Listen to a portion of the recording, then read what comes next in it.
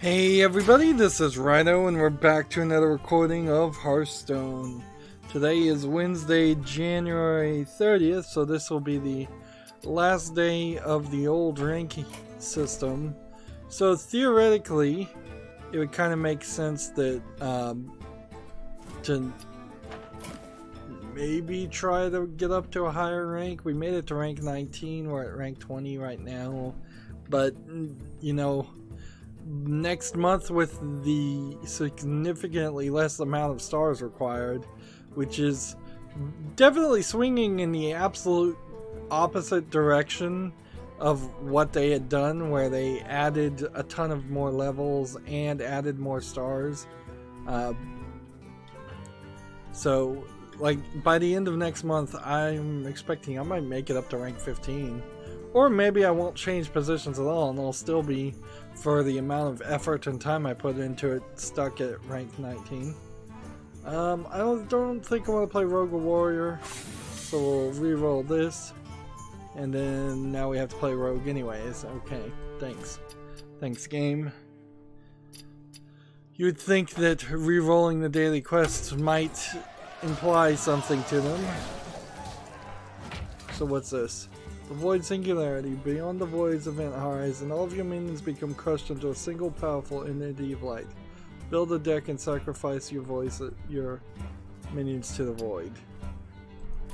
So, for simplicity's sake, I'm just going to come over to the Rogue. Here it is, Malygos Rogue. And copy this. Now I'll take some rogue cards. Apparently I also have some cards that can be turned into dust. We're starting early. It's noon Central Time. It also happens to be an incredibly deadly cold day in the United States. So yeah, maybe more people will be on home watching YouTube today. Maybe not. Okay. So I'm sitting with some no-dos next to me, and the reason, of course, is because of my insomnia has not been working very well, where I've been sleeping almost all the day away. I'd usually be going to sleep right about now and then waking up 4 to 6 hours from this point. But I'm gonna try and stay awake all today so that I'll get back to sleeping for 8 hours instead of sleeping for 4 hours. I finished playing Myst 3 Exile. Got all the endings I think you can possibly get.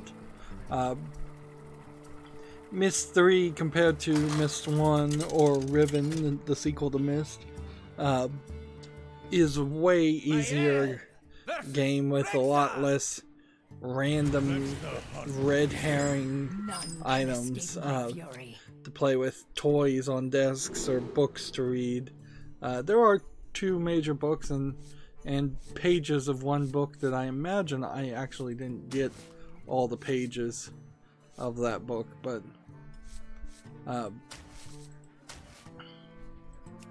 yeah, I was happy a lot with now being able to own Myst 3 and Myst 4 on Steam, since it hasn't been available on Steam for a very long time. But it is very fair to say that Myst 3 is not as impactful as Myst 1 or 2 is. It just isn't. So what I'm trying to do, if I'm gonna play the Malygos strategy here, is to get Malygos in my hands, nothing else in my hand besides Malygos, play this one Cabal Delusionist,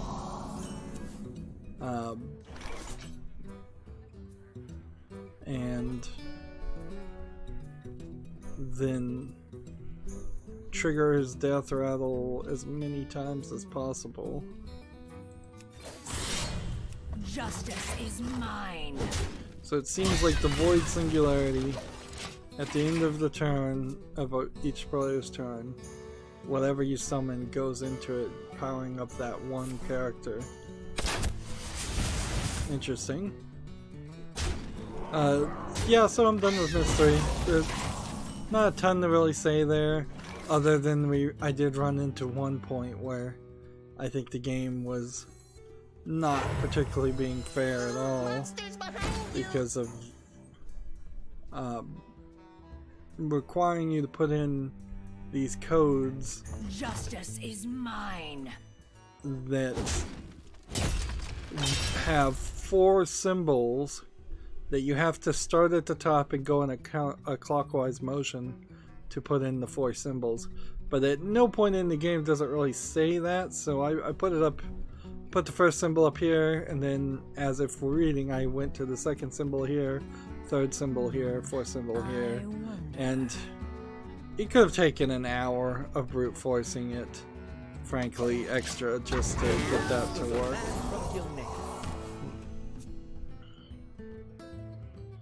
Okay.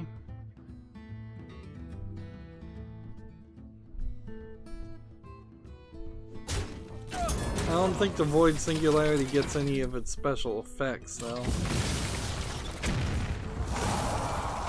Yeah.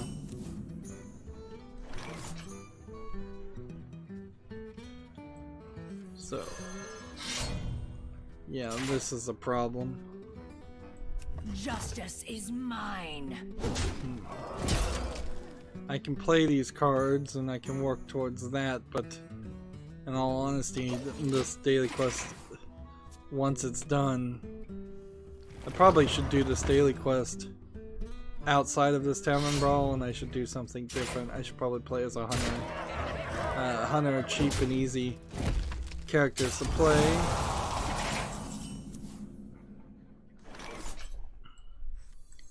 Let's see. And justice is attack. Mine.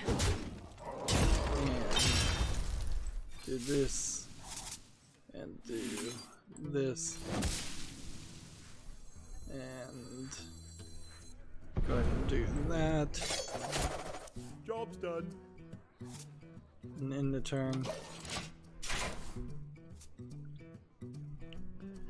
Yeah, and so next I think I will be playing Deponia Doomsday, the 4th in the Deponia point-and-click adventure series,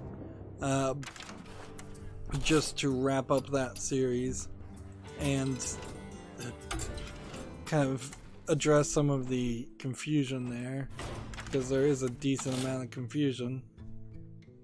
This would be like the worst deck to play. Jeez, do I not have anything better I can do? Druid. I guess we're stuck with Druid, or I'm gonna have to make my own a new deck. This is like a trench deck, isn't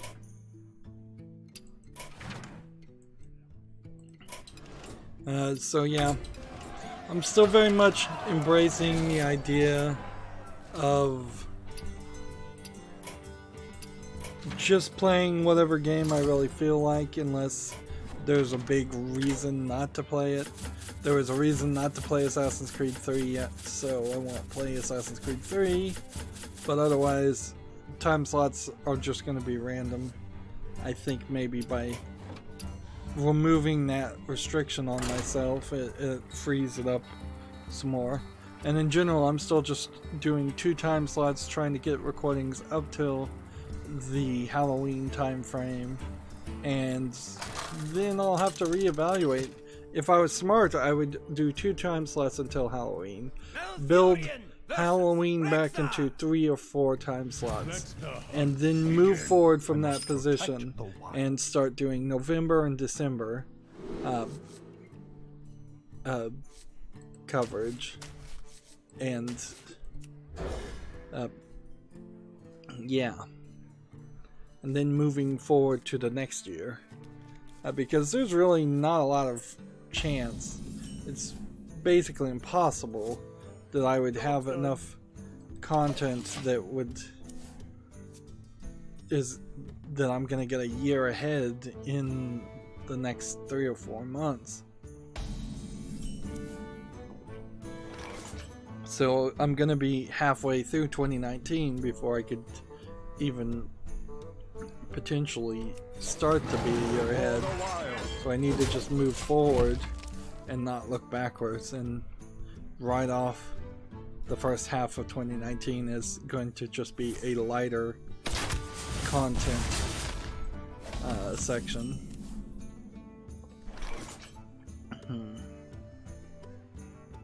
Let's play this. Job's done. Have 17 new tweets before I haven't even started.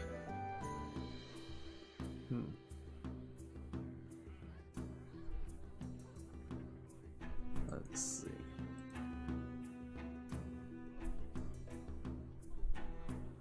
I'm just looking here.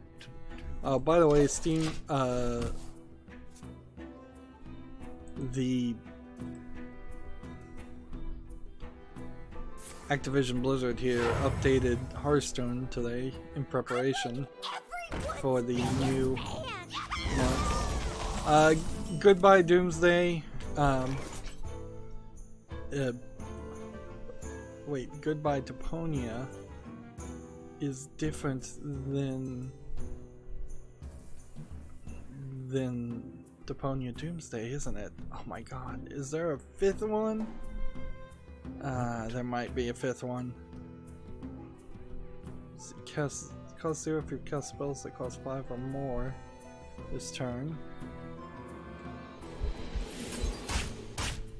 Job's done.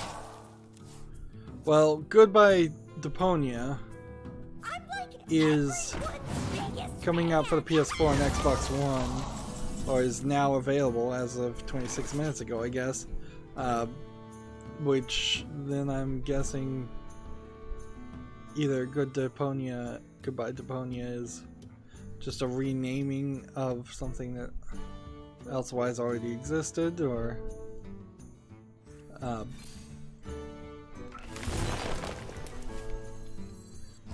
there's something else to be said with that. Let's see. Ooh. That was a sweet move.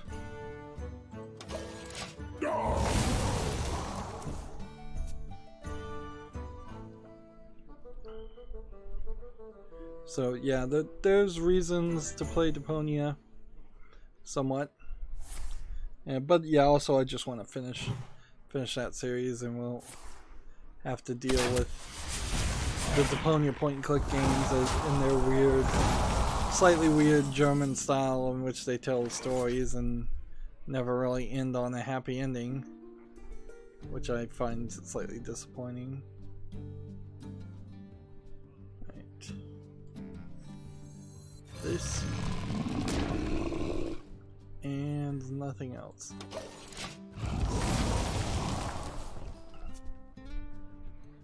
So let's go through the news. I say this every time, but there's no reason to try and make this go longer. Right, draw a card, gain 1 armor for each card in your hand. Destroy that.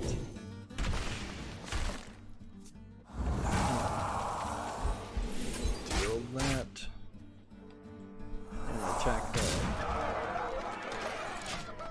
So we have a game on Steam called Stormhill Mystery Family Shadows. This is a new publisher, and obviously this is a hidden object game. Or at least it looks like a hidden object game, enough that I'm not really interested in. Like, even if this is just an adventure game with actually no hidden object elements, it's still of that level of quality where it feels very much like a hidden object game. Yeah, $8.89 discounted.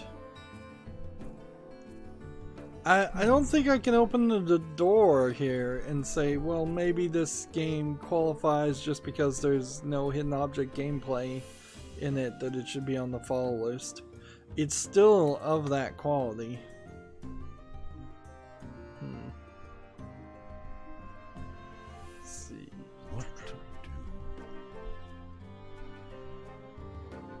Draw a card or become a copy. Just draw a card. Time waits for no one. Draw a card.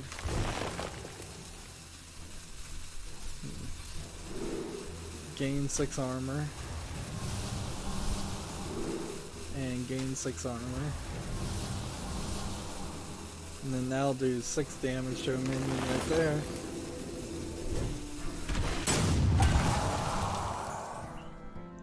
So yeah, Stormhill Mystery Family Shadows. Not one that's gonna make it to the fall list. Let me see if this developer has made anything else. I guess we could look there. Made a game called The In-Between Lands in 2015 that's mostly positive with 79 links, 79 reviews. But all the games that they're publishing seem to be hidden object games of some sort and not of any real interest. 6 damage there. And play this. Mental dislocator. And play this. TC-130. Mental dislocator. And do this. And For the wild. kill that, I guess.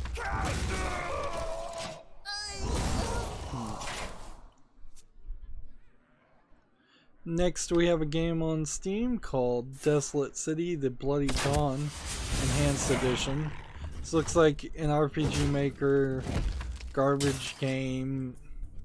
I bet there isn't even a non-enhanced edition on Steam.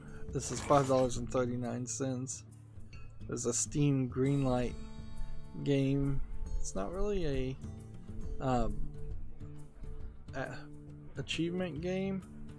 Looks like it's probably a low effort Chinese game though, if I was to guess. Right. Deal 5 damage, gain 5 armor, summon that, draw 5 cards.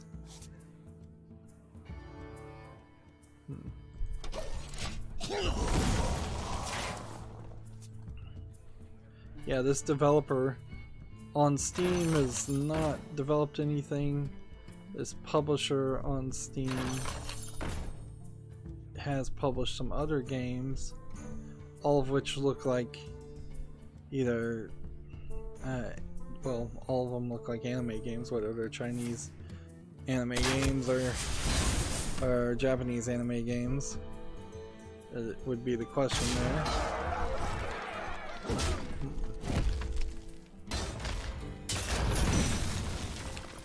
So, I know because I'm starting a little early, we probably won't have as much as far as things to talk about, but hey, how's this gonna go? A freezing trap? Interesting. How much does this cost us? Summon.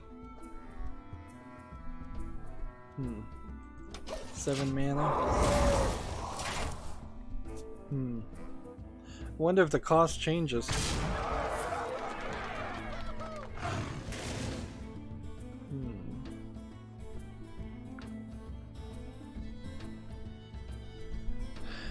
I'm trying to win here because I don't want to go through this twice. Ooh, I wonder what this does.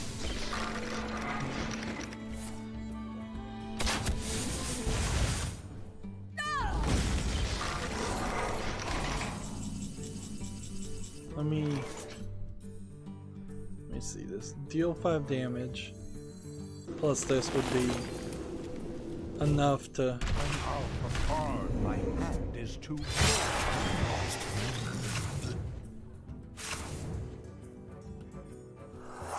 I almost lost there.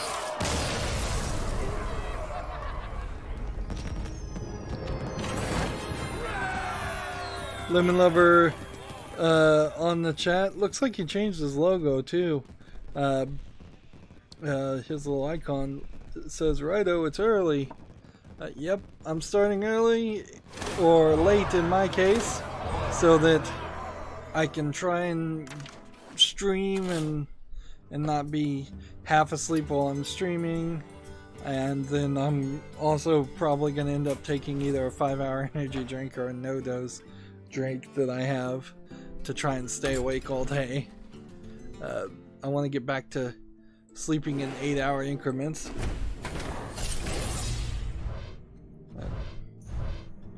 Hey, we got an epic classic card, which on our main account still doesn't mean anything.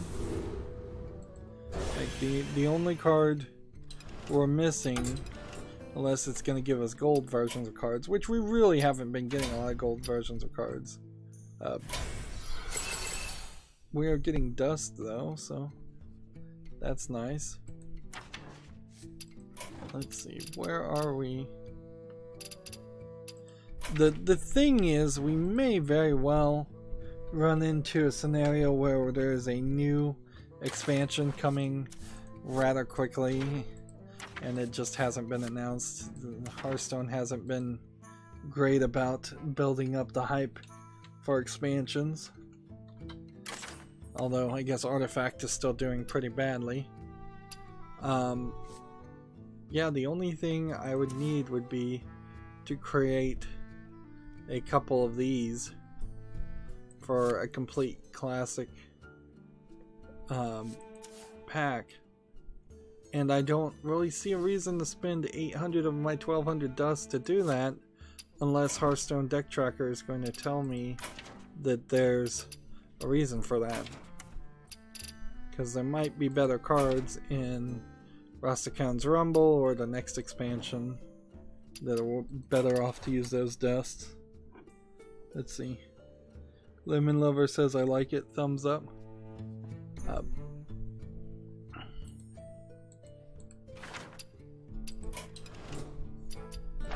So now we just need to play rogue class cards, and then we'll be done with the daily quest. For the American account, we'll just play ranked, no reason not to.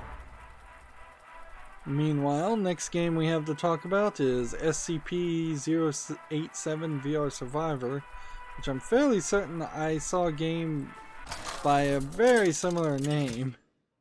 So I don't know if this is the same game getting re-released again or what, but this is definitely suffering from dark screenshot syndrome. It looks like it's just an asset flip VR game. It's in early access. It's asking for $14.99, which is double what you would normally be asking for a VR game. VR games roughly go between $8, $7, and $10.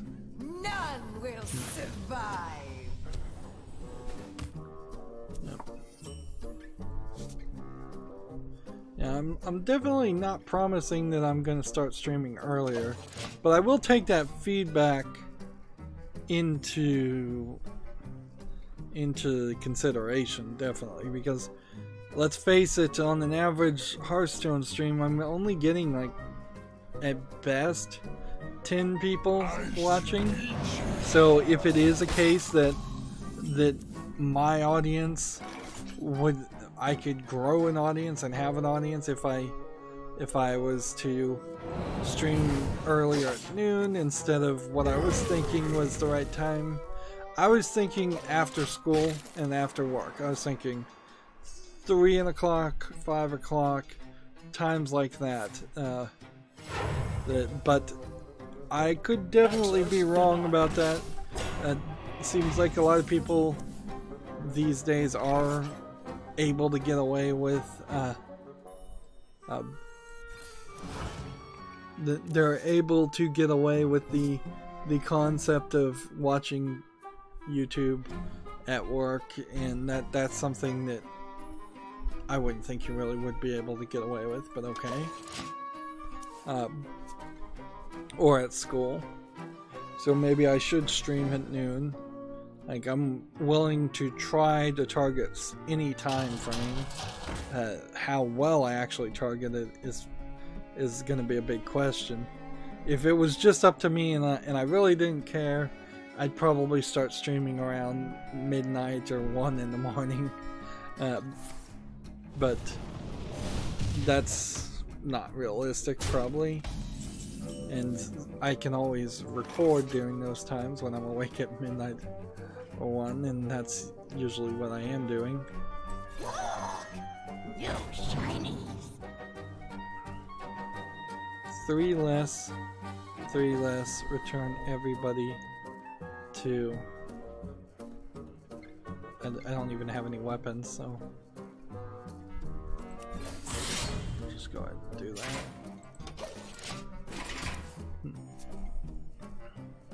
Gamatsu has an article, Winning Post 9 delayed to March 28th in Japan. This horse racing game requires, quote, further quality improvements. The reason I clicked on this article in particular is I was kind of interested in seeing when this game would have been out.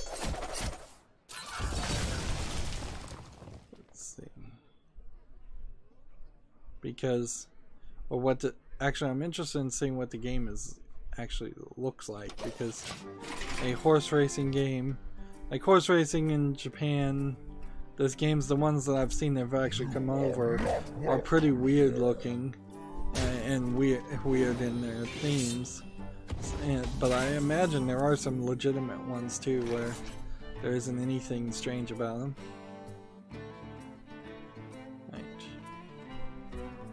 Do I want to play Vanish now, or do I want to wait?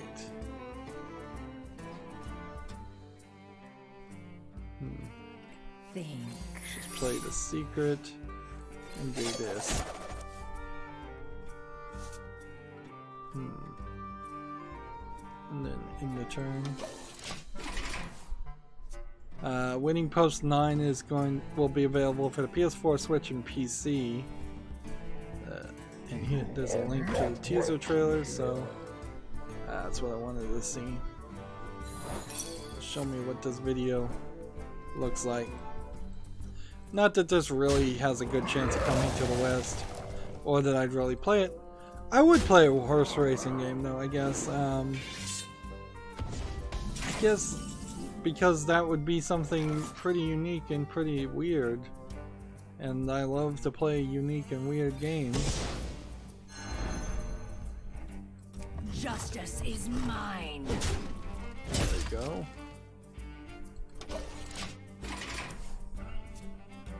Yeah, and the teaser trailer really didn't show me anything, but so whatever, let's move on. Gamatsu has another article, Compile Heart to announce, quote, a new RPG that follows current trends this springs, and more otome, or otomate? That sounds like that's a misspelling, unless otomate means something I've never heard of. Let's see, whenever your hero power kills a minion, draw a card.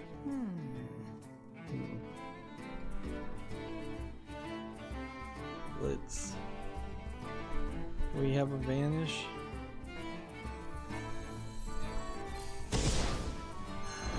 Justice is mine. There we go. So, if Compile Heart is making a new RPG that follows current trends, I would assume that it's probably something like a Sword Art Online isekai, people going into a video game, in a video game style game, and probably less of the anime moe characters that are kind of constantly Monsters behind you. causing problems. Right. Next spell. We need to sap this and Justice is attack here mine. and hope this doesn't screw up. Hope he doesn't kill this guy. I don't know why he would kill this guy, but just gotta kind of hope. Then I want to play this.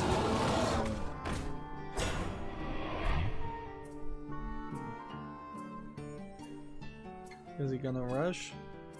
I don't know why you'd want to rush taunt character anyways. I should beat you.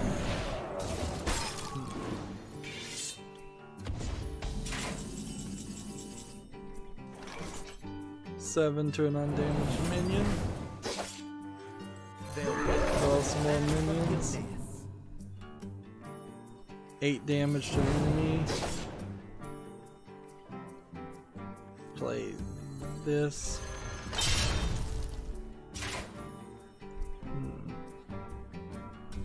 Justice is mine. And can't really do anything else. Let's see.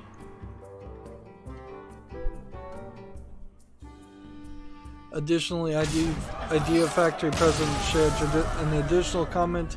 The company's Girl Games branded Automate. Oh, so Automate is a brand. All of our console titles are moving to Switch. Many new titles are planned to be announced during the Automate Party event in June. So they're moving everything to Switch, probably in direct response to Sony censorship. I almost got that to win. I really need to rebuild my rogue deck. Yeah, I guess I'm kind of looking forward to a new expansion because I really need to look at the win-loss ratio on some of these. Whereas, like, the Warlock has had an amazingly high win ratio. Some of these other meta decks that I'm playing not doing well for me at all. Let the hunt begin. None can escape my fury. Let's see. And this one, this Malygos, really only works if we have both Malygos on the first draw and the Cabal Delusionist. And every other card you just kind of have to sit on to get the maximum effect.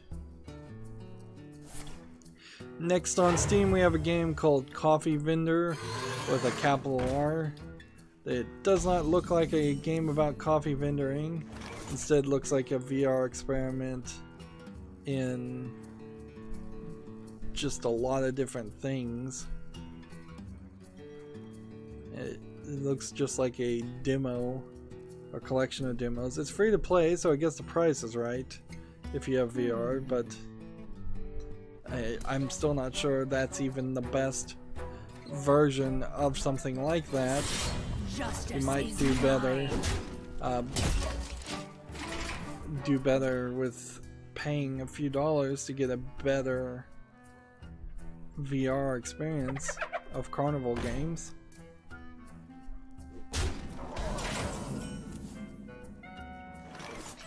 So we've got half of it. Now we just need Justice is mine. the other half.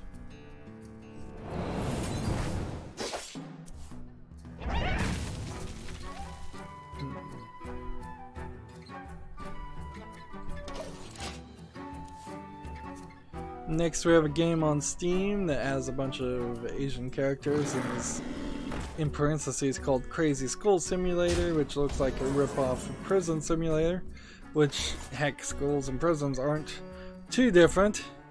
It's already rated mostly negative, though, and it really does not look like it's a good game. Again, this is like a game where you're doing somebody's job. $7.49 discounted right now. Yeah, it's a Chinese game. I don't see a reason why it would be fun to do somebody's job to run a school. Think. Draw a weapon. No shinies. And do this because this doesn't matter. And then the turn. Yep. So far, I don't know if we're gonna see any quality games today. To my side. Still trying to play cards, so if I'm gonna lose this next turn, which it looks like I am, I need to just go ahead and break out of this.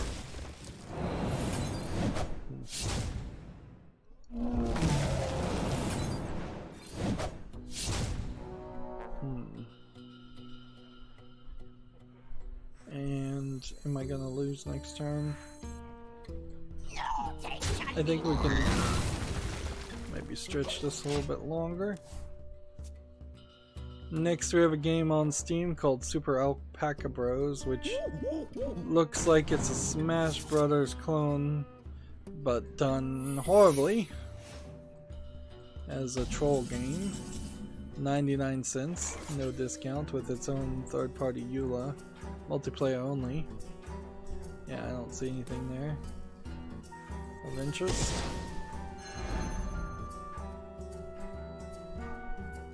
I'm just desperately trying to buy time. You are not welcome here. Banana, a golden banana. Okay. Well, we're done with that, so 3 damage to the hero. 1 damage here. Preparation.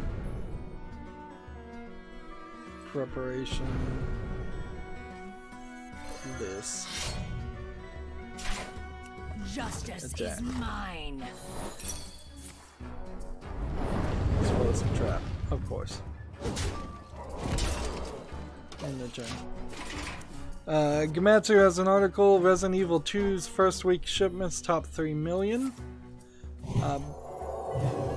I heard some arguments on the Giant Bomb podcast this week, which I'm still listening to, sadly.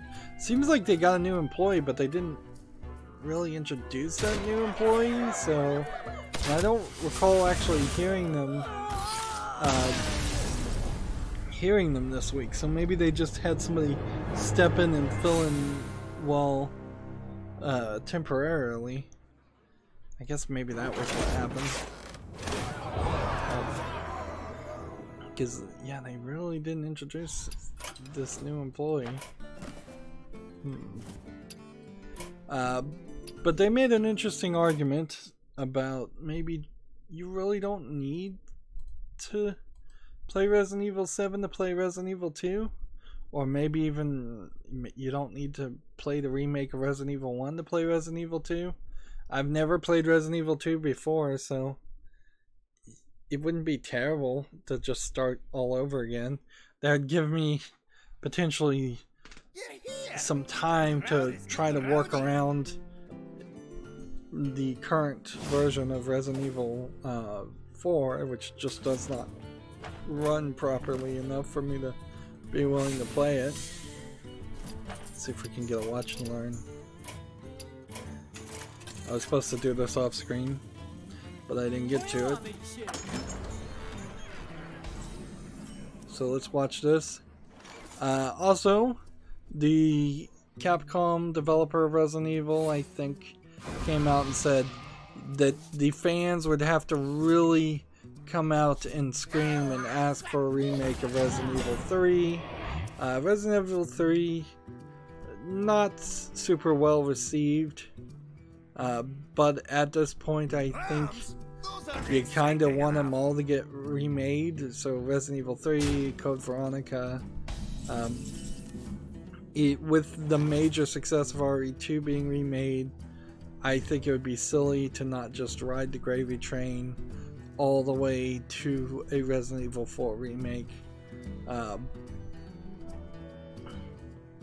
Yeah, I don't see a way that a reason to not just redo Veronica and 3 and make some money, even if it doesn't make it as much money as Capcom would like. It gives them more time to remake 4, which in 4, if timed right and in a remaster, would probably sell very well too.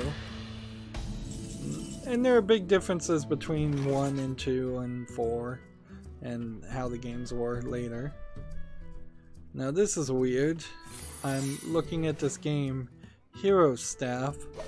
I'm fairly certain I already decided to put this on the follow list, so I either open this tab a second time, or there's 2 games that came out that looked very similar. But I'll put this on the follow list again, I guess. And usually I would write off a game with 8-bit graphics, but there's something about this that makes it feel very NES-like, and if there are enough people that play it and review it and tell me it's good, I'm willing to step back into that old school graphics, very old school graphics. TechRaptor has an article. Quantic Dream will now develop for all platforms after NetEase buys a minority stake. So this is a whole tornado of stories when you think about how Quantic Dream came out with their Detroit game most recently, and then they were accused of or the CEO was accused of being sexist, and the IT department refused to work and got fired, and then apparently maybe they'll get their job back because it's a French company, and who knows what really happened behind there. We're gonna eventually find out, but it's all in arbitration or court cases right now. NetEase, on the other hand of that story, is the Chinese company that I think owns League of Legends and has been dealing for a long time with the Chinese blackout of not approving any new games, so they're trying to make any profit anywhere. And NetEase had already been buying stakes in other companies in the same way Tencent had. So you have a French company that now is partially owned by a Chinese company, and I would say the Quantic Dream style of doing cinematic games that are barely games, that more they are Telltale-esque experiences, but possibly even worse written than Telltale stories were. Job's done. Like, now that is the same company that is in part going to be focused with NetEase to do, I imagine, something else. I wouldn't be surprised if they start working on mobile games or have some of their team work on mobile games or something. But maybe that's what NetEase wants, though, is maybe NetEase wants to move into AAA style quality games. Or maybe NetEase doesn't care what they make as long as it makes money.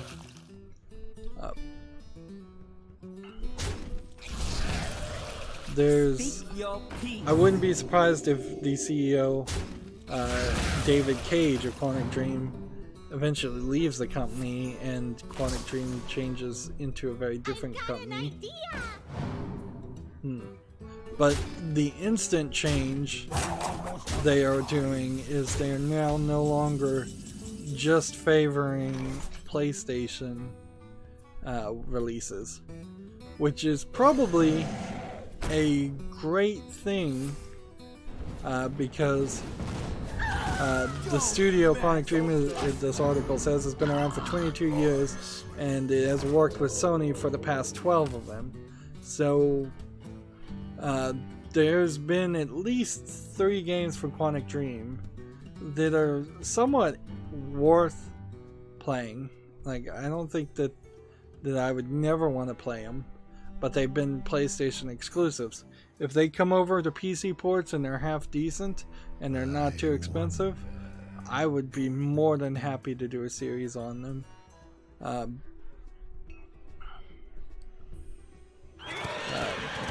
If that's not really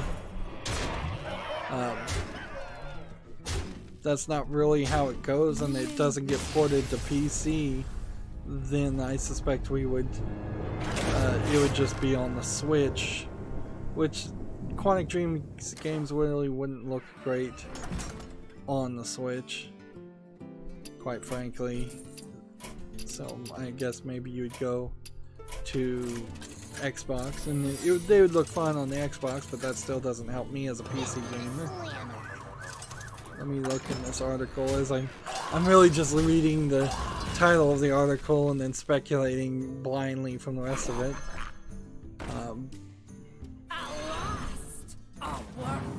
It just says NetEase develops some of the most popular PC and mobile games in China with their focus on online gaming.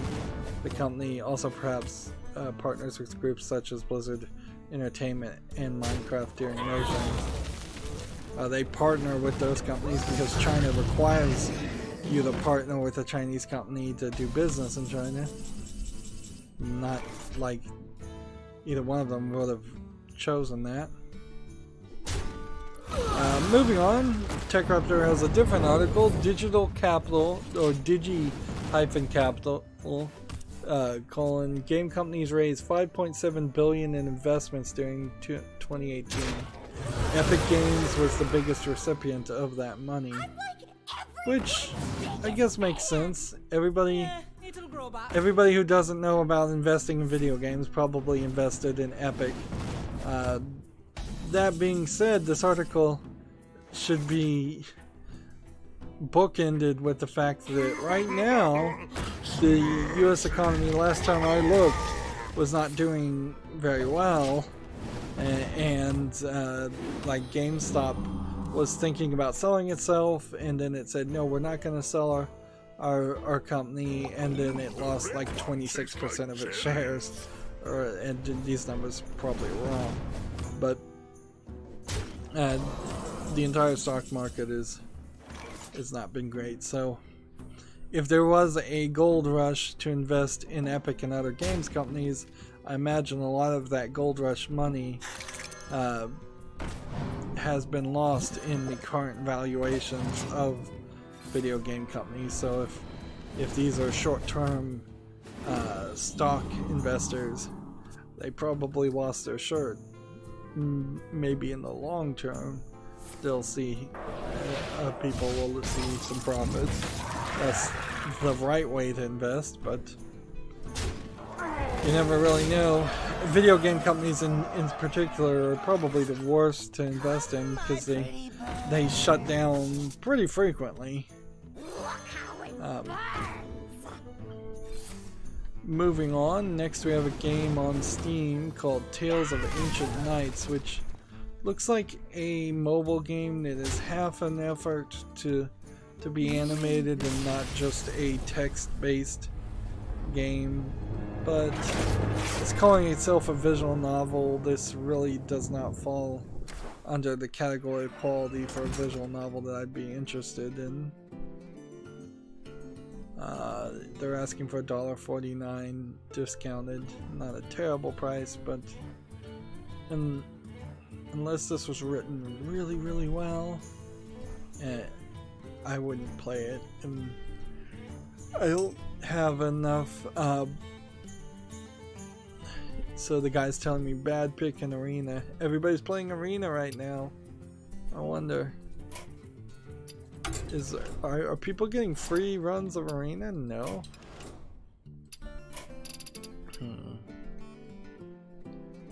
Well,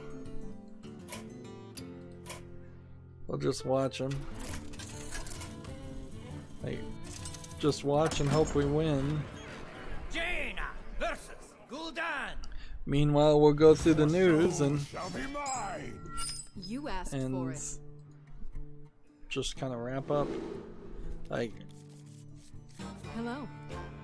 if he loses one more time, he'll be out of the arena. Next, we have a game on Steam called Tale of Inky Pilgrimage, which I see a vision in the flame. I don't like the animation style here, and this is just an RPG Maker game. My pretty bird. Yeah. Same old, same old. $7.99 discounted. That's not making it anywhere. GameIndustry.biz has an article.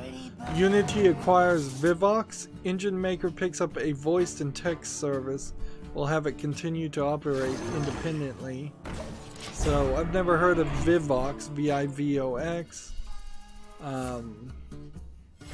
Seems like Unity is going all over the place, just trying to get its fingers in as many pies as possible.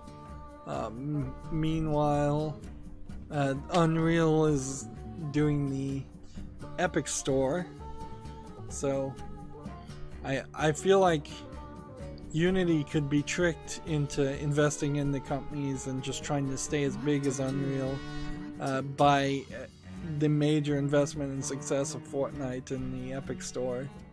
Do you need a blessing? I may have this backwards, though. The sun has set for me.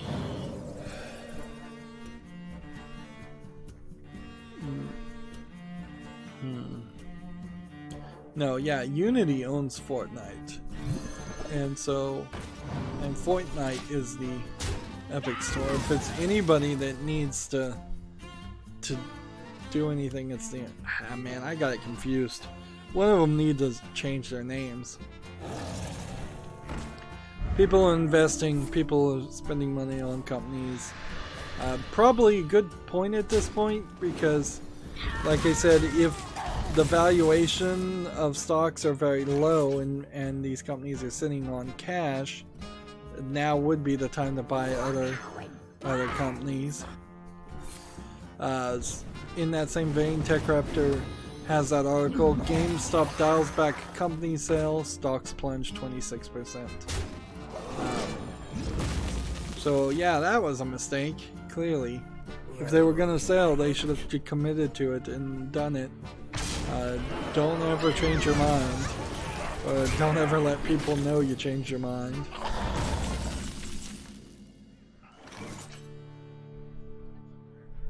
Bad pick in Arena. It's pretty much all I ever get in Arena is bad picks. Next we have a game on Steam called Breathe the Peace World. This, I suspect, is a Chinese game just by this animation alone. It looks like it's an asset flip game with just this panda bear and snow and trees. Requires VR, it's free to play. It says it's English only.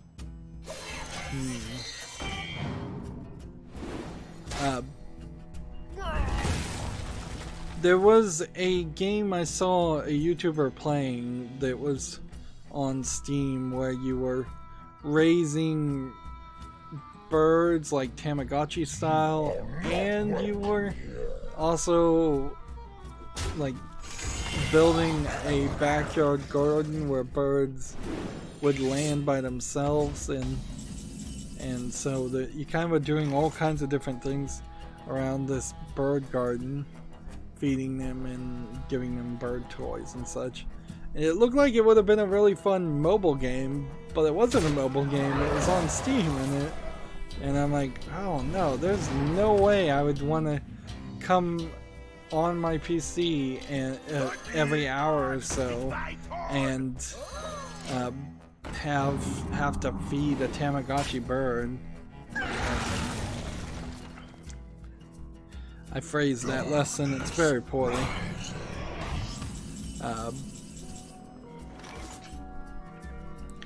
Moving on, Gamma Sutra has an article. Deep Silver owner THQ Nordic. THQ Nordic acquired Deep Silver a couple months ago, I think. Distanced itself from the Metro Exodus exclusivity deal.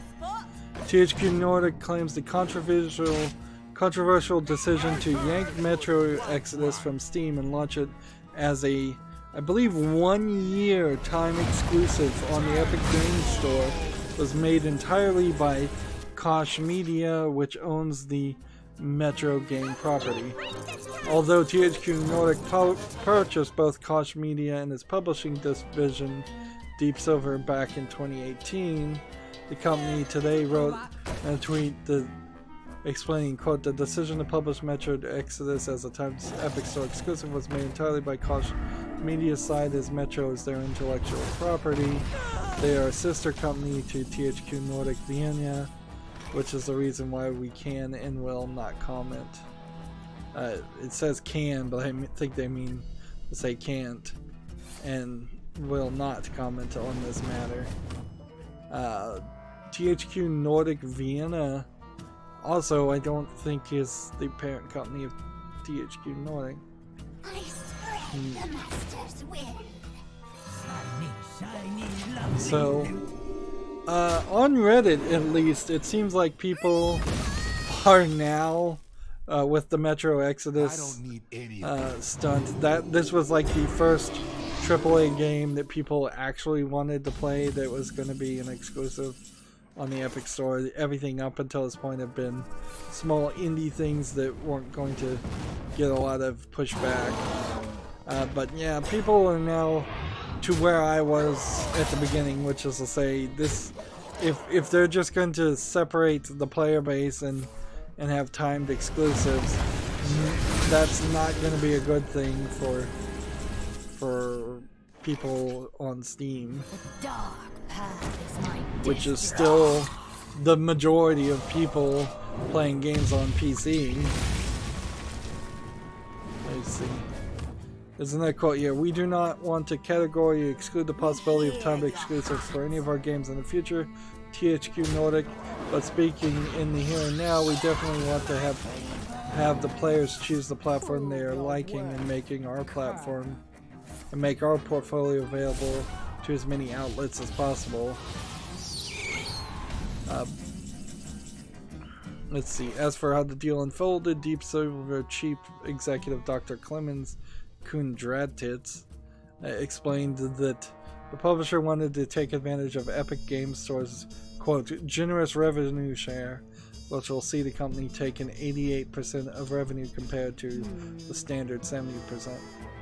So, how many lost sales is the question? How many lost sales for an entire year is that extra 18% worth to them? And apparently it's going to be quite a lot. I don't think I have an article about this, but apparently Eurogamer, a site I no longer follow or read any of their articles on, I heard wrote an article talking about Starbreeze, the Payday 2, Payday developers, and they kind of summed up a lot of things we have already kind of heard about. I think Starbreeze was under investigation for insider trading, but it sounds like there's a lot of shenanigans have happened inside that company, or are happening right now inside the company, so we probably will get a more definitive article or a bit of news about it in the next month or two. So that's me reporting on the fact that I'm not reporting on something.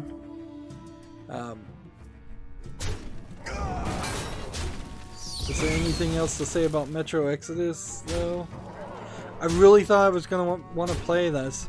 And I find the strangest part about the timed exclusive is that it's a year long.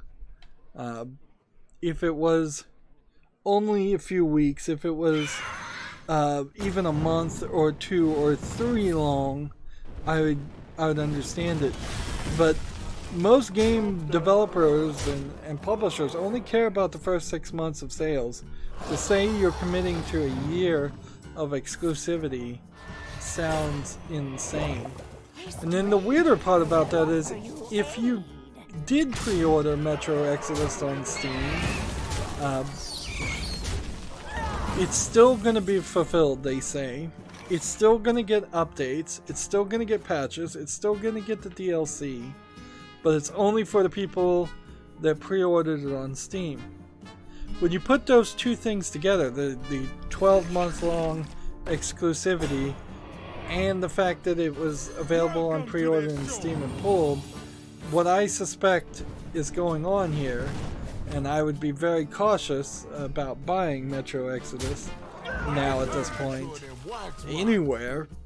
I suspect it's a terrible game. That would be my guess, is that they know it's not going to get any sales anyways, so 18% of the 1,000 sales it's going to get before word comes out that it's horrible might be all they can get. Alright, well, my watch and learn did not work for me, so I'm gonna actually have to play Hearthstone. That sucks.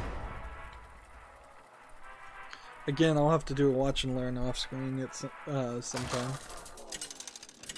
Moving on, Gamasutra has an article. EA amends the FIFA loot boxes in Belgium after regulators increase pressure. EA will no longer sell FIFA points in Belgium after the country's gaming declared loot boxes illegal. That's an underlined phrase linking to another article, I'm fairly certain. The US publisher had initially refused to remove and amend loot boxes in the FIFA titles, but after, quote, further discussions with the Belgian authorities, end quote, we have agreed to pull FIFA points from sale by January 31st. And I wonder if those further discussions were, we're going to not let your game be played, and we're going to fine you and throw you in jail. It's a move that means players no longer will be able to purchase randomized FIFA Ultimate Team Packs for real-world cash. Instead, they'll only be able to buy them using coins earned in games, which means almost certainly playing the game in Belgium is going to be super grindy and not very fun. I don't know if FIFA was ever fun, though, or has been fun for many generations. The Belgian Gaming Commission outlawed loot boxes in games back in April after investigating its usage in Battlefront 2, FIFA 18, Overwatch, and Counter-Strike Global Offensive. He ruled that loot boxes were games of chances and thus in breach of the country's gambling laws. We could go on with this article, but the main point has been said, certainly.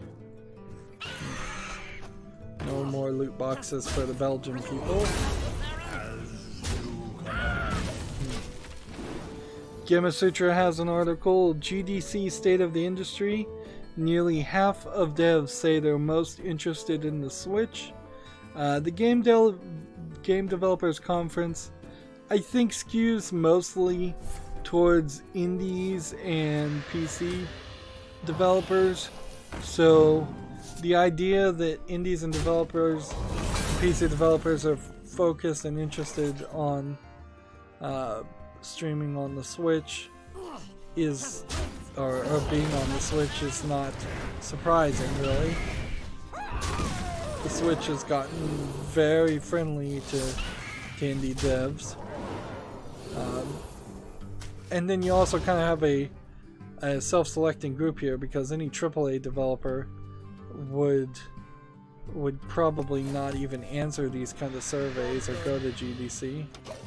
I'm looking at a picture here, and the percentages for Xbox 360 is just 2%, Xbox One is 28%, PlayStation 4 Pro is 38%, so there's still 10% more people that would rather be on the PS4 or PS4 Pro or the Xbox One over the Xbox One or Xbox One X, which shows that Microsoft still has a lot of work to work on. 2% are willing to do the Nintendo 3DS, 45% are willing to do the Switch, and you could see a lot of reasons for that, certainly. Some of which being just like, let's get the kids while they're early mentality. 33% are smartphones and tablets, which, man, that means Xbox is not even as popular as a smartphone, developing on smartphones. 2% Apple TV. How many people entered this? It may have been only 50 people responded to the survey if we're seeing just 2%, 2%, or even slightly less than 50 people. 10% want to develop on web browser. 60% want to be developing on PC. So PC is still 15% higher than Nintendo Switch. So if anything, it's still indie devs want to be on PC first. It's the publishers that often push towards consoles. 14% want to be on Mac. Mac gaming is terrible. 8% want to be on Linux. Linux gaming is terrible. Then an odd breakout here of 27% want to be on VR headsets. 20% want to be on AR headsets. 5% want to be on voice-powered games like Alexa and Google Home. 10% want to be on tabletop games, and 5% want to be on other. Let's see, there's a... What can we do here? Silence a minute. Get this. If I can get Wind Fury, I think I can win. No. No Wind Fury. But I still think I can win. Then there's another survey. Switch sales have been greater than average, says 24% of the people. And then Switch sales have been average, says 20%, and Switch sales have been less than average, says 12%. So people who did launch on the Switch seem to feel like it's more than average. But to be fair, 43% of that survey question answered not applicable. I have only launched on the Switch or other issues.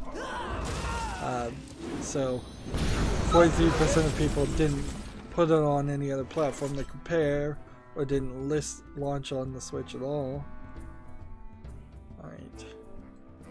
I think we can win here, but actually I don't think I can.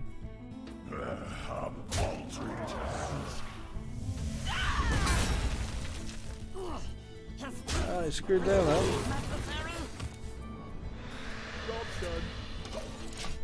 Let's see if there's anything else in this article worth mentioning. Not really. Gamatsu has that same article. NetEase acquires minority stake in Quantic Dreams. By the way, I'm listening to that Piff podcast with Randy Pitchford. Just because I'm mostly bored more than anything. So by Friday I'll be able to report back how weird it is. From what I've heard, it's pretty weird, but so far it sounds like standard two Magic nerds ranting and talking about nothing of real interest.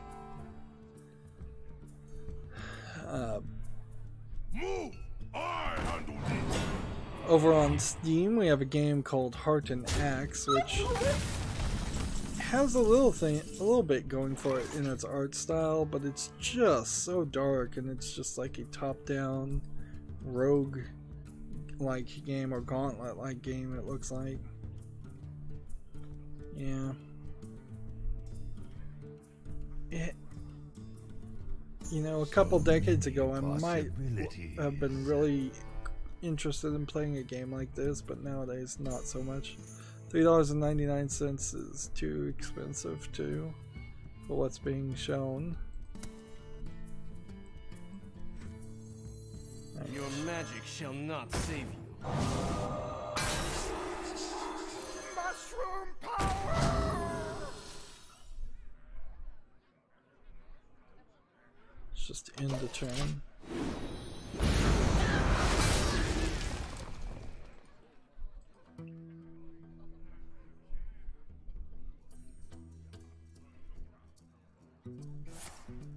Let's see.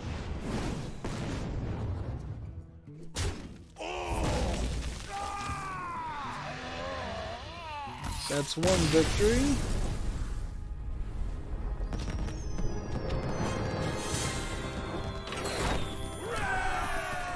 We just need one more.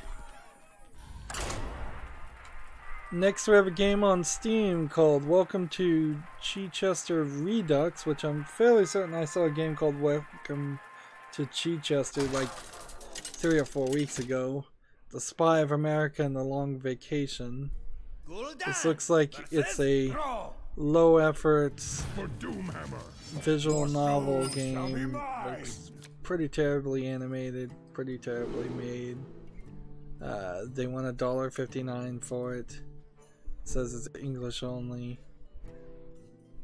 Yep. Nothing here catches my interest.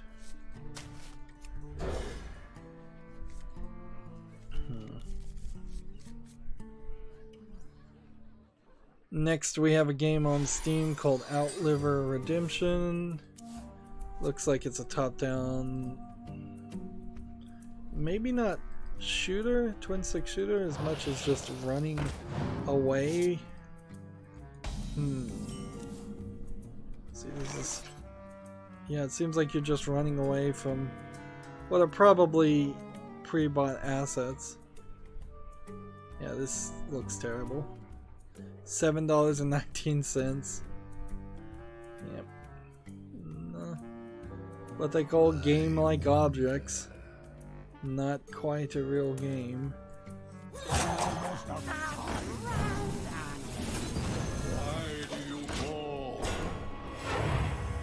Or just not polished enough to be a game that should be for consideration for a purchase on Steam.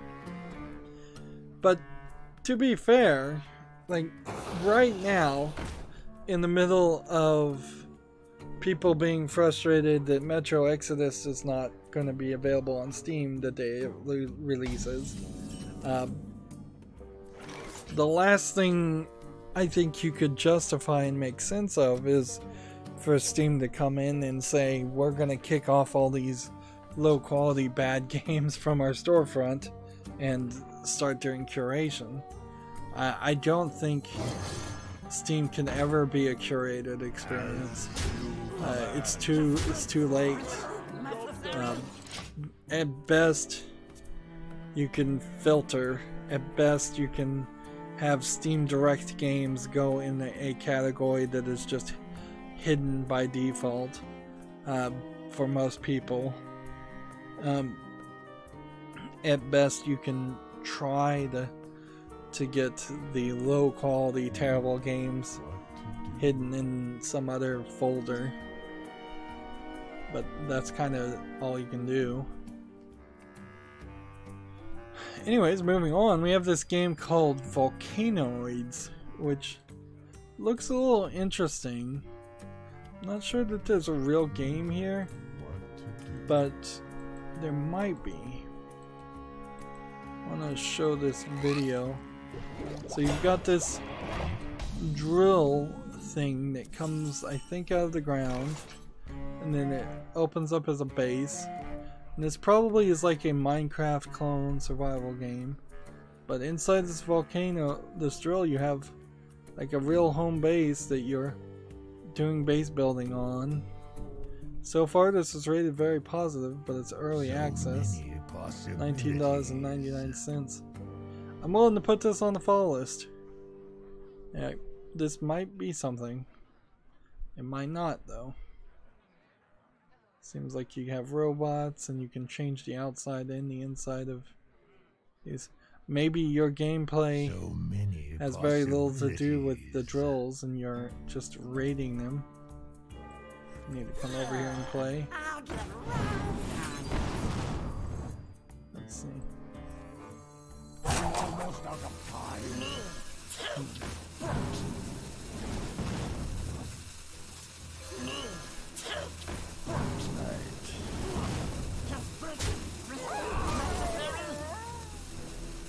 Do I want to kill this guy?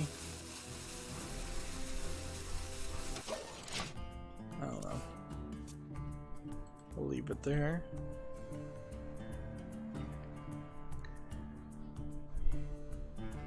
Next we have a game on Steam called Earth Atlantis, which I might be into this art style, but I don't think I'm into the idea of playing a game as a submarine underwater. Yeah.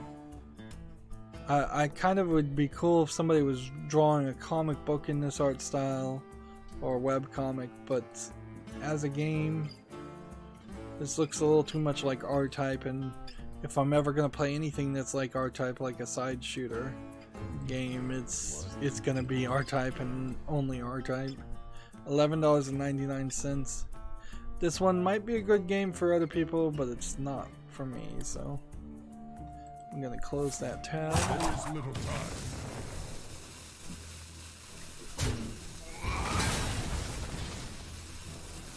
And it's not Friday, and it feels like every other Friday is the day that any of the adult games get approved. So I wouldn't be surprised if there's nothing but a bunch of random RPGs and shooter games and top-down twin-stick shooter games. Play this. How long can this go on? How long can this go on? Do that. Job's done. Speaking of random shooters, the next game we have is called Cyveria Delta. It's a shoot 'em up game. It's not terrible in its interface. Look, you've got this zoom in here that I don't know what the zoom in that really is going to help you with, but it's there. You've got things on the sides that at least look like they're doing something, even if they're not really doing anything. Guess maybe in a bullet hell style game, maybe it would be helpful to look over there at times. But I bet it isn't. $23.99 is really expensive for this game, though. So, and it's not my style of game again, so I'm not gonna put it on the wish list. But shall not save you. It's cool that it exists. Free me!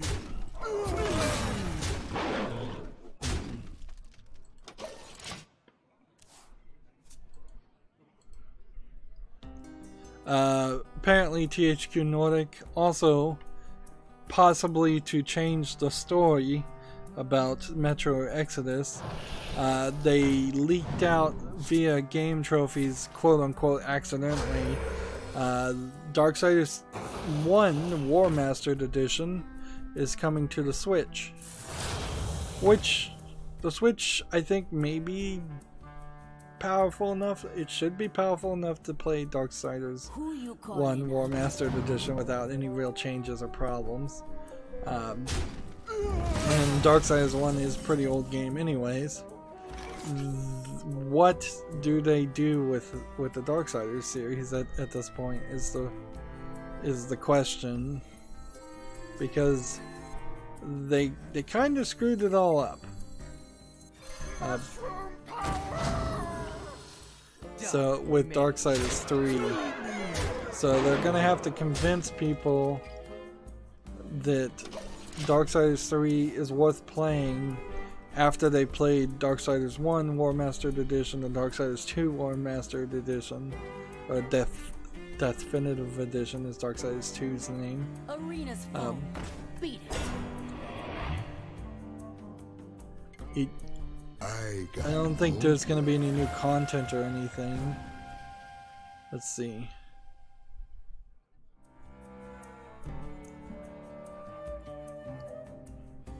Yeah, the original Darksiders launched for the PS4 and Xbox One and PC in November 2016, followed by a Wii U version in 2017. That's not right.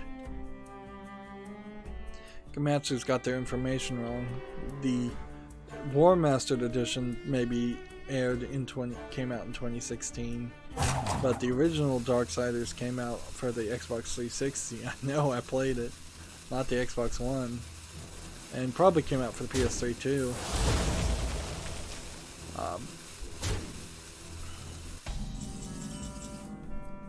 Here we go. Your magic shall not save you. Victory again.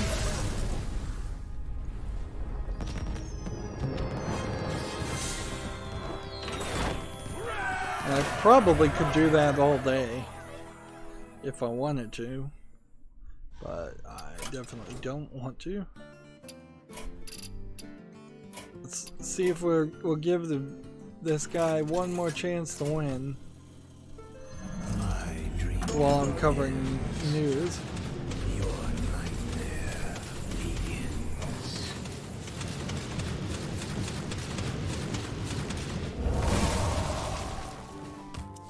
Okay.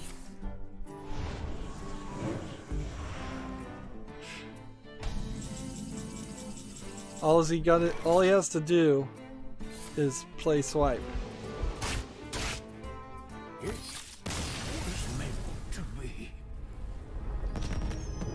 I looked into that one. Watch and learn. Classic adventurer. I don't think I was supposed to be looking at this. Alright. So now the daily quest on the European account is done. We can open this pack. We're still missing on the European account a decent amount, I think, of classic cards. But I wouldn't be surprised if all of these that we're getting are not new.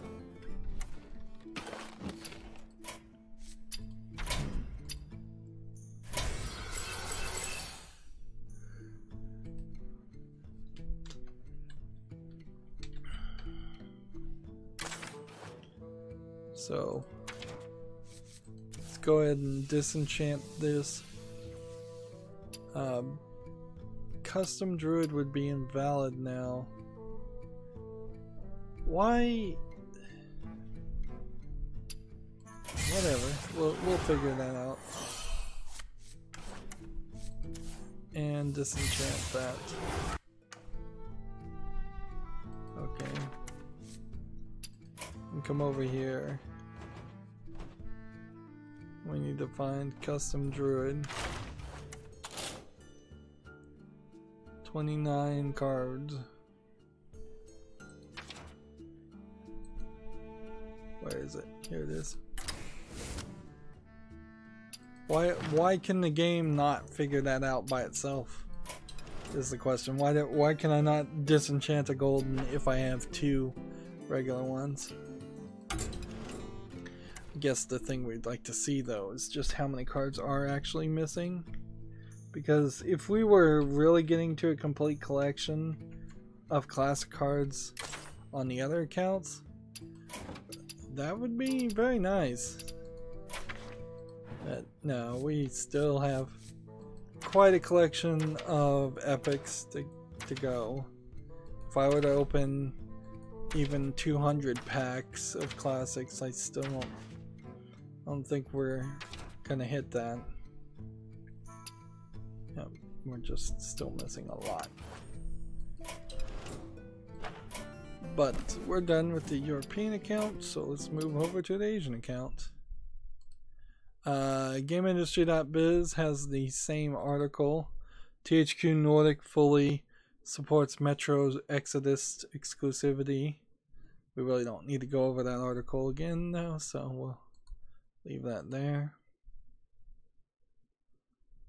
We have a game on Steam called Bomber Barn, which is a Bomberman clone.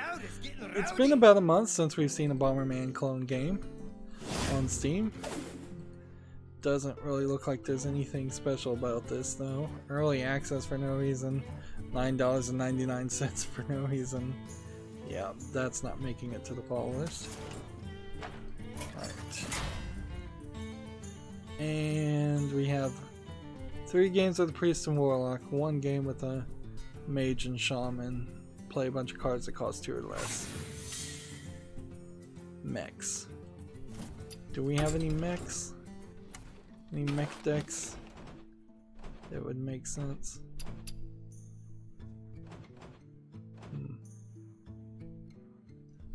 Let's see what this is. I doubt this custom mage. There's Murlocs. I bet this custom shaman is.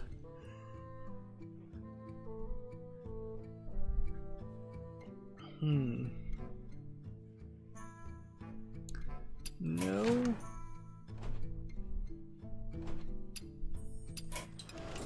Alright, let's just make a deck. Then we'll just create a deck. Well, what do we need to win as?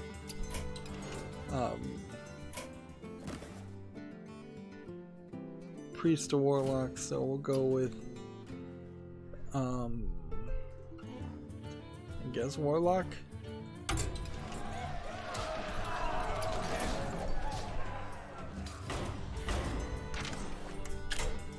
Give me all the mechs you can give me.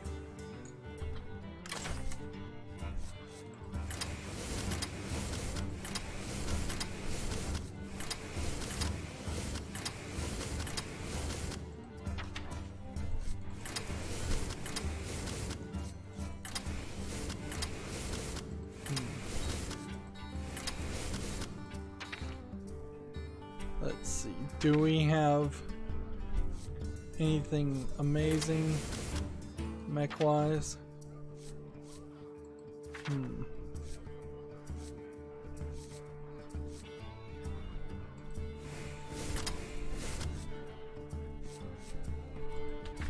I'm starting to yawn. Alright, well, we'll try that.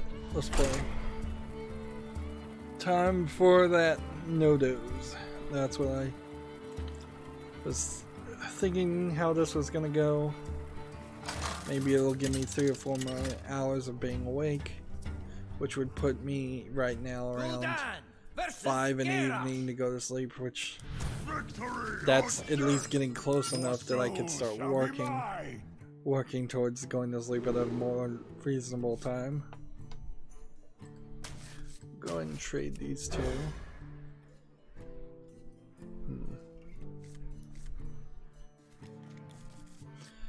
Geez, they really don't want kids to drink these things, obviously. It's childproofing. I imagine it doesn't have anything to do with childproofing, really. Imagine it has to do with just not having people grab these expensive, overpriced drinks and drinking them in the stores and not paying for them.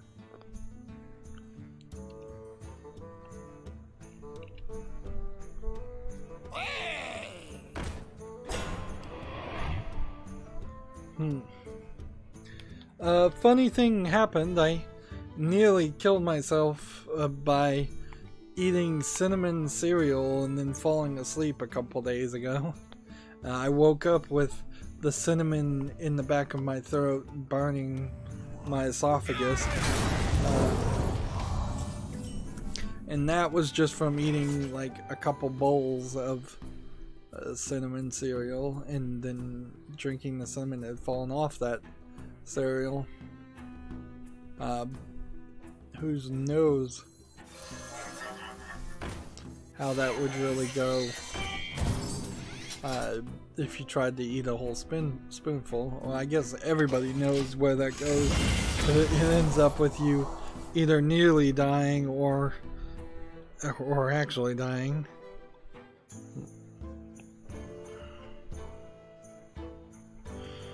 Either YouTube has gotten better about not propagating those types of challenge videos, which they say they're trying not to propagate those types of videos, or people have gotten smarter to not do these types of things.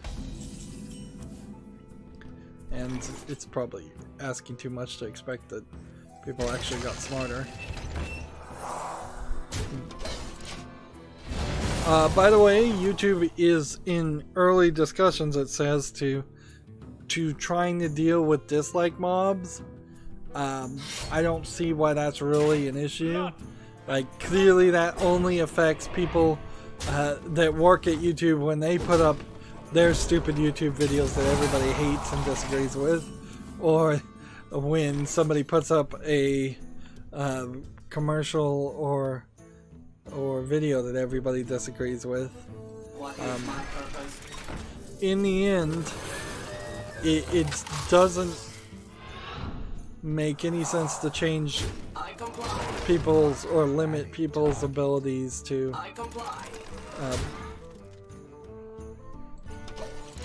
dislike things, regardless of whether they've watched the video or they just hate the title or what. Because YouTube has always been telling us if a video gets disliked, it doesn't affect the algorithm, it doesn't mean anything, it doesn't do anything. So the only people that are really complaining are when there's like a Battlefield trailer video that's like the most hated video ever. It's just these big companies that don't want to accept the reality of the situation, that while there are a lot of people just coming to dislike your video, people don't do that just because. They do that because they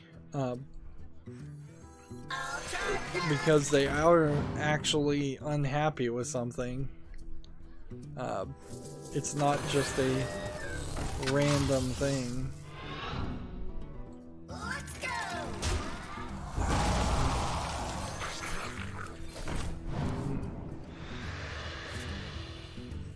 Let's go ahead and play that too. Like, I really don't imagine anybody is raiding somebody's YouTube channel to dislike it or anything like that. That doesn't seem like that's something people would bother to do, and raiding in general is not happening. So the fact that they're saying they're dislike mobs in the first place on YouTube, I think is kind of not honest. It's putting a label on something when to group people in and devalue people's opinions. It's kind of like the same thing where there are certainly people out there that just claim everybody that doesn't like what they're saying is racist or sexist or Nazi. I mean, Nazi's a great example of that. It's like, no, maybe they just don't agree with you and have different opinions, or maybe they think what you're saying is dumb. On the copyright YouTube front too, apparently if the story is as it seems to be, there's at least one YouTuber who is being who's being blackmailed into paying a ransom. Otherwise, somebody's going to continue to give copyright DMCA strikes to their channel to potentially get it taken down and deleted. The copyright system a lot of people are talking about right now, so this must be the end of January push once again to get YouTube to stop being so stupid with the way they deal with DMCAs. And at this point I can say it is stupid, because guess what? That game that was DMCA'd, Star Control, I believe, is back on Steam and back on Good Old Games. So there is a way, even if something is taken down, for people who have moneyed interest and care about it to put it back up. Now that was kind of a unique scenario, certainly, because there was already a lawsuit in place against Good Old Games and Valve, so it doesn't really seem like it matters at this point if they continue to sell the game. That just either ends up being money that would be paid directly to the people suing and filing the DMCA's, or that's going to be money in the pocket of the developer of the game. So like, I don't think Valve or Steam are going to lose too much on it, and they stand to lose too much the other direction if they don't fight it. I am surprised that worked.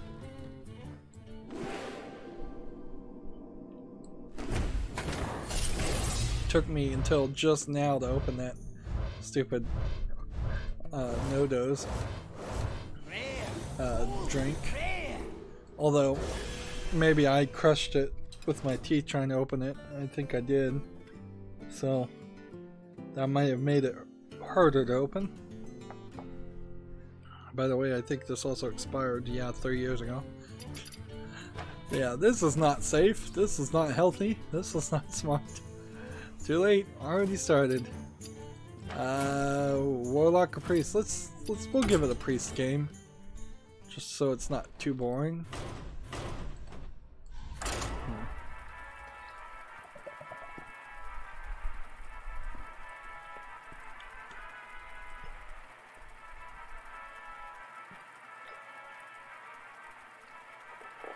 Yeah, I'm pretty sure that was spoiled. Well, nothing like being violently ill to keep you awake, I suppose.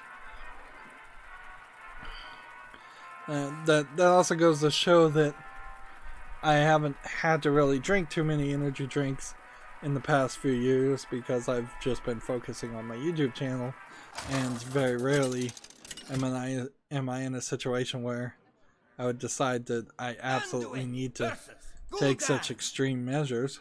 Your soul shall be mine. The light shall bring victory.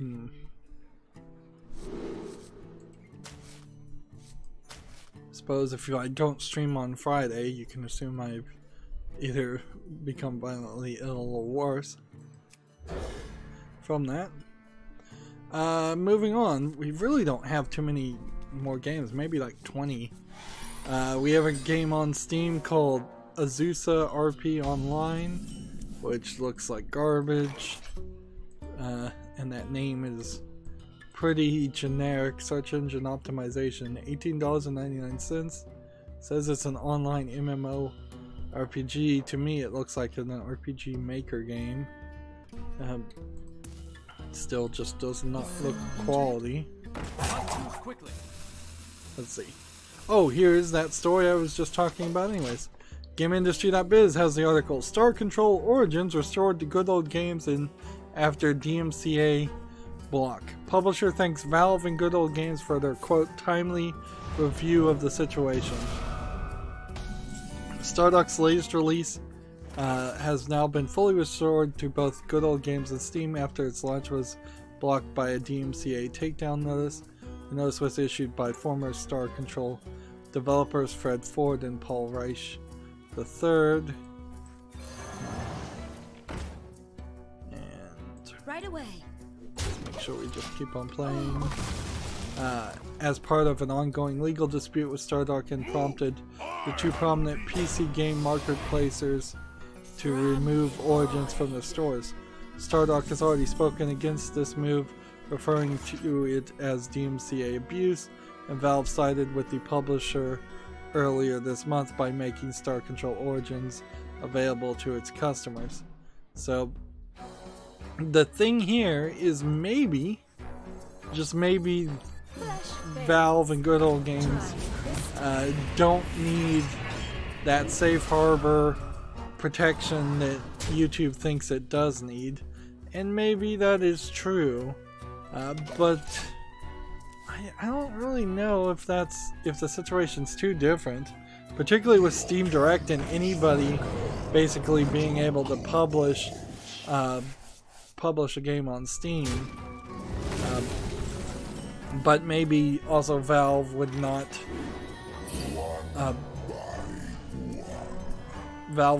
take that route for a Steam Direct game and would only take that route for people they investigate and actually trust.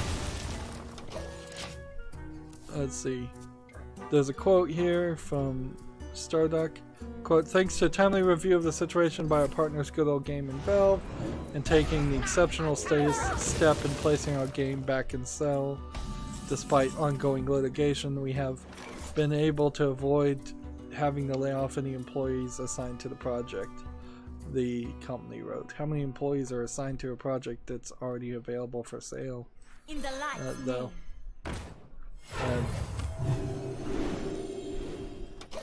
Probably not as many as there used to be. Quote, we hope that this malicious use of the DMCA process will make consumers aware of just how out of hand the state of DMCA has become. Everybody's hating DMCA. But, I mean, honestly, it could be 10 years before that message gets to any senator or congressman who's very possibly being paid by people who love to abuse the DMCA all the time. face the light.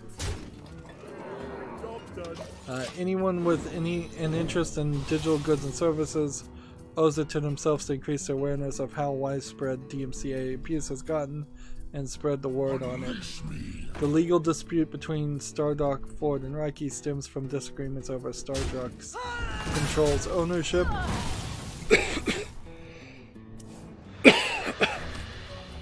What's funny here is it's still, last I heard, felt like we were more in a situation where Stardock was in the wrong, but oddly it seems like it's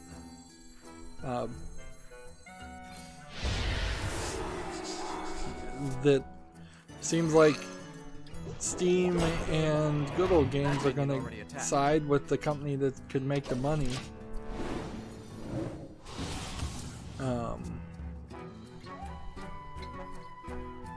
So this court case will eventually be settled, and hopefully the DMCA part of this story will be settled too, but I imagine it'll just never be brought up again. And if I was Ford and Ryky, Paul Ryky III, I would be filing more and more DMCA takedowns, and I would be documenting every single time they refuse to take down the game as a separate instance of knowingly and willingly violating the DMCA. And if the court case goes their way, I think potentially Valve and Stardock and Good Old Games might be in big trouble for putting the game up and ignoring other continued DMCA takedowns. Because the judge, the actual judge in the case, said that no, Ford and Ryky have every right to file a DMCA takedown. And so the judge seems to be, at least on that part of the story, siding with them.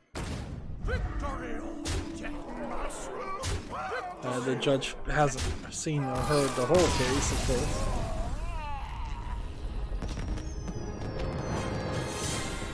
Another victory. I'm having easy victories today. Alright, so 4 more characters that cost 2 or less and 1 more victory, and we're done. Next we have a game on Steam called Give It Up Plus, which looks like it's a just platformer jumping game, nothing that I would ever want to play. This doesn't look terrible. It has its own little art style to it. It may be a rhythm game, maybe not. It's $2.69 discounted right now. The light shall I'm not going bring to put it on the victory. follow list because it's just not my type of game, but whatever. You can see other people doing that.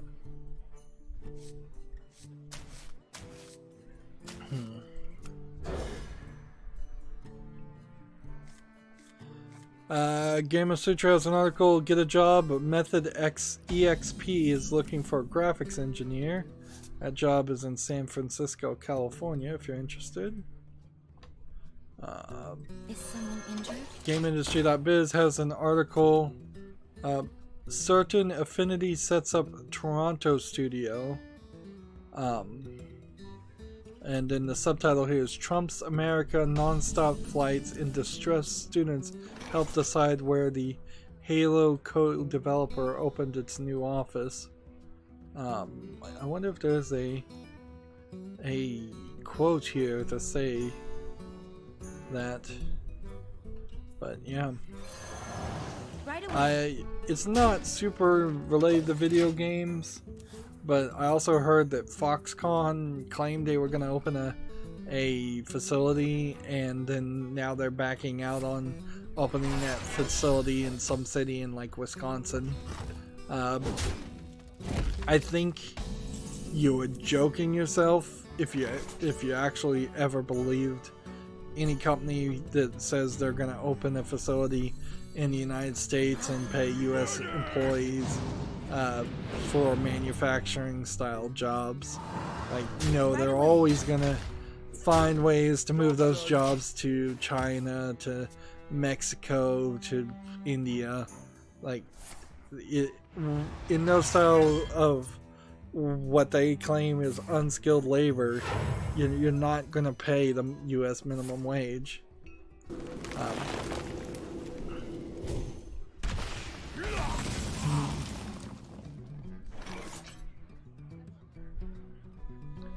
There's a quote here for this. I wanted to go somewhere where we could recruit international employees much more easily. It's very, very difficult in the States. In the light's name. I don't think it really is that difficult to bring in foreign workers. Right away. In the United States. I would argue that it should be more difficult. Disney, for example, like, has been pushing to replace a lot of their animators with foreign workers. Like to play with fire? And a lot of other companies are too.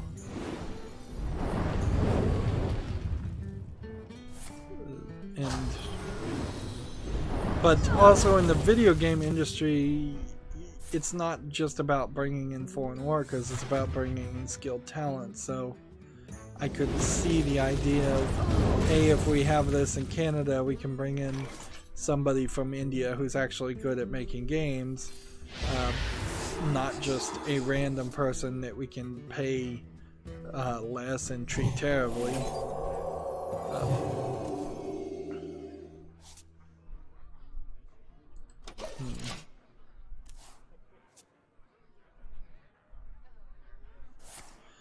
The current office is in Austin, Texas, apparently, for this company. So he wanted direct flights from Austin, Texas to the Austin studio to Toronto.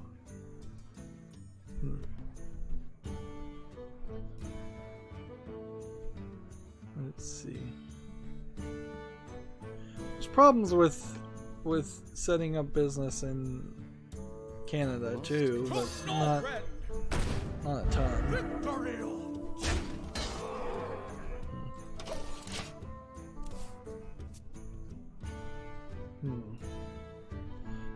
This article says Hoberman left Bungie and founded Certain Affinity in 2006.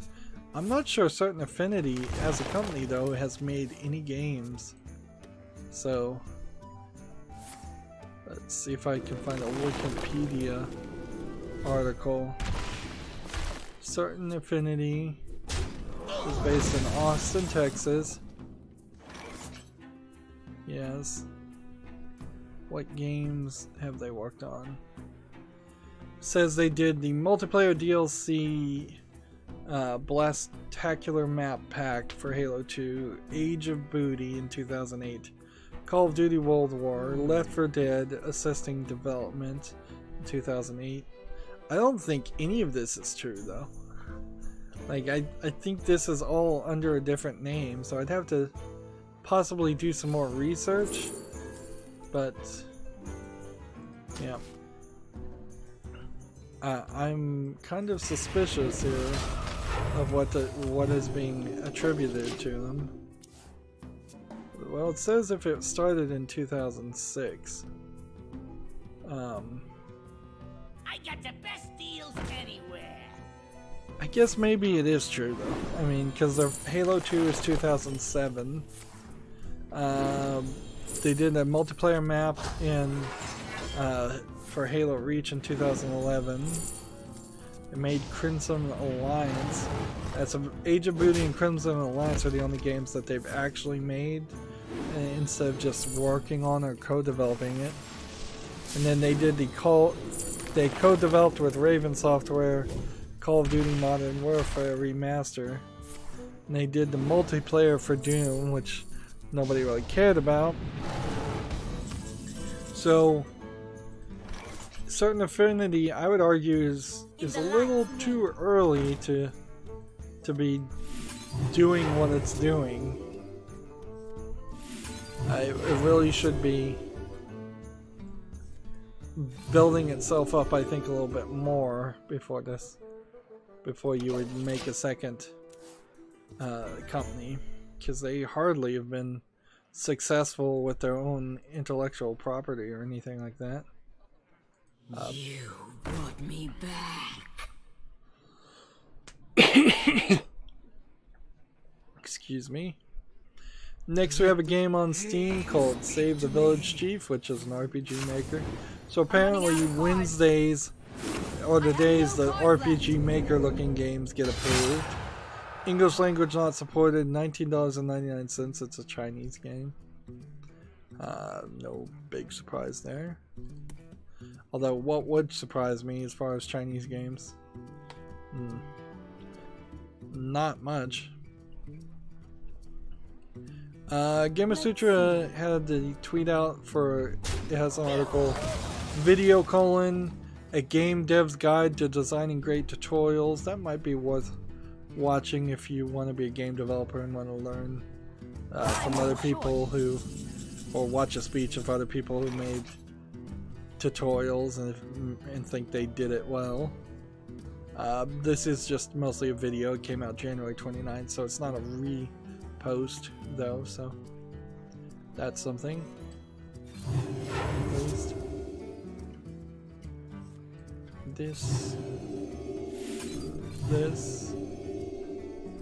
and this.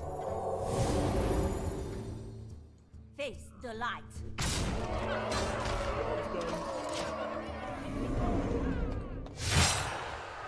Let's see. Gematsu's article, Fate Stay Night 15th Celebration Project begins. The PC visual novel was released 15 years ago today. So, the Fate Stay series has been doing its thing in many different formats: light novels, animes, movies, TV anime series. There's so many. It's a super convoluted series of stories that they kind of reboot, and the visual novel is probably the one you would want to play to understand why some of the TV series go on one branching path and others go on a different branching path, is because the game itself had different endings and the Nature's blessings upon you. Stories are built around that. I'm not sure that means there's going to be anything as far as a 15-year anniversary re-release or anything like that. And I probably should do some research and see. Oh man, Mechathune. I got Mechathuned.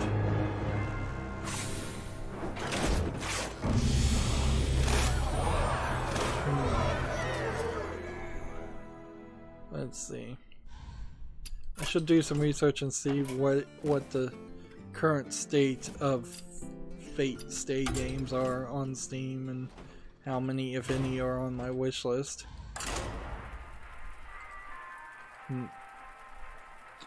And I'm not 100% sold that it's really a game series I need to cover as far as visual novels. It really depends on how deep I go into visual novel territory, because that's a big commitment. Moving on, Gematsu has an article, Vasara Collection, V-A-S-A-R-A, for the PS4, Switch, and PS Vita. Limited physical run announced. I don't know what Vasara is. It includes both Vasara and Vasara 2, which were initially released in 2000 and 2001, and formerly exclusive to Japanese arcades. It's coming out for the PS4, Xbox One, Switch, PC, Mac, and PS Vita.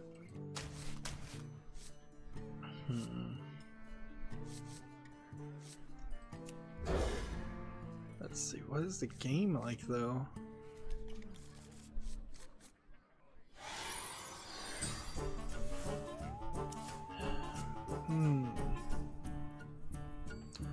I think it might be a side-scrolling shooter game.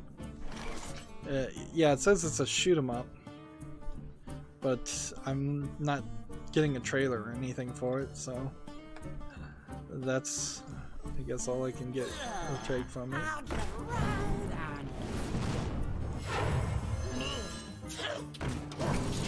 GameIndustry.biz has an article, Playtika opens $6 million research and development center in Bucharest.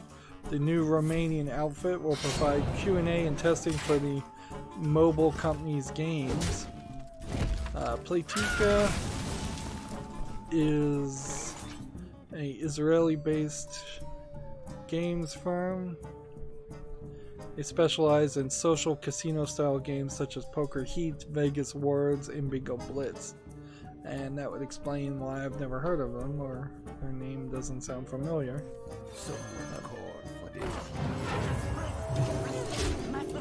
So yeah, nothing else to say that. Gamasutra has the same article, Deep Silver owner THQ Nordic distance itself from Metro Exodus exclusivity deal. Let's go ahead and play this. Gematsu has an article, Disaster Report 4+ Summer Memories X Revisions Anime Collaboration Costume DLC announced. So that would be Disaster Report 4+ Summer Memories, one game, and then Revisions, which might be Disaster Report 4+ Revisions, which is probably an anime, are being merged together in the costume. Unfortunately, the Disaster Report series is one of those series that I would love to see it come out to the rest of the world, but they've specifically said they're not going to do that, or not anytime soon. So, Disaster Plus 4 Summer Memories is available for the PS4 in Japan right now.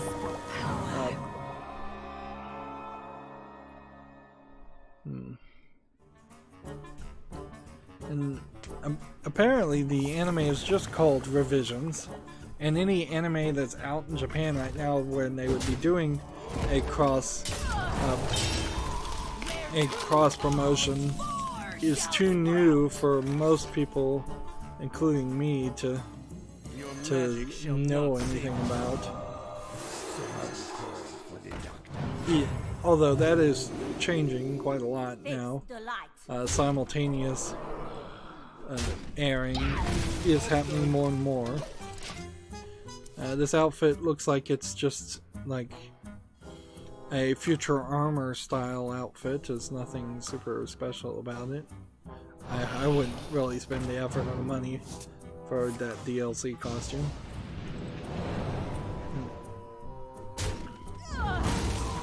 Moving on, we have a game on Steam called Cubians Combine, VR game of some sort, and it doesn't look like it's anything interesting. Bunch of cube people that I don't know what you're supposed to do with them, because the video just stopped there. $9.99. There's like a battle and a lobby, and that's it. It doesn't feel like this is a finished, thought out game. This feels like a demo. Alright, so you're combining Cubians with vehicles, and then they're defending waves. Yeah, so it's a tower defense basically in VR.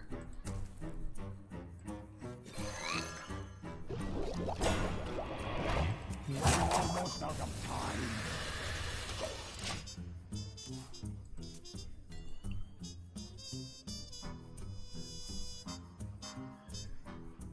Next we have a game that's just all in Asian characters with no name.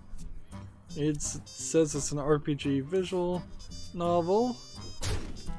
It looks kind of well animated, so I'm not immediately gonna think it's low quality, but I wouldn't be surprised if this is a Chinese game. And here's the reason why. You've got two screenshots with nothing on it here, and then a screenshot with nothing on it there.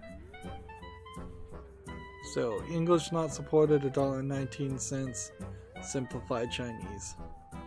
Yep. A Japanese visual novel would have an anime girl in every screenshot, pretty much.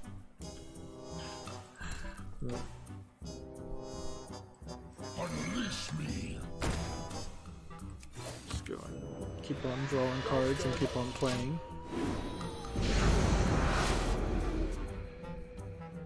Let's see. Next we have a game on Steam called AI Evolution. It looks like it's a pretty bad mobile port or something, because why isn't it widescreen otherwise? This feels like this was designed to be some kind of kids game, but it just looks like freakish to me. Like a co-op, build your own monster combined concept. Maybe the idea here is there actually is an AI, a machine learning educational game where you design and train an AI creature to compete in various challenges. Yeah, I think that's what it is, yeah. So the AI itself is learning how to get from point A to point B. So many possibilities. I'll put this on the fall list and see if people actually say it's good, because this might be an interesting educational look at a game, but I imagine this is probably more just a bait and switch concept where there really isn't an AI behind it, and even if there is a weak AI behind it, it's not going to be particularly interesting. It's hardly like an IBM AI or a Google AI that's going to be running on your computer, figuring out how to make a character walk around. Ellie Furland is on the chat. What's the name of the game? Well, we're playing Hearthstone. The last game I was looking at is called AI Evolution. We're looking at all the games that came out in the last couple days on Steam. So I hope that answers your question. I believe the game I was talking about before this was Disaster Report 4, a Japanese exclusive game. It's in case you're behind, but I certainly can't go back and list every single game I was talking about, so you'll have to rewind if you're if you're really interested. That ability is available to you. See, I can do 6 damage. So if I do something like this, and then this, I think I can probably win next turn just with these. And I really don't have a reason to do this, but I'll do it anyways. Gamatsu has an article, Azure Lane Crosswave adds illustrations and Ajax. Japanese limited edition announced.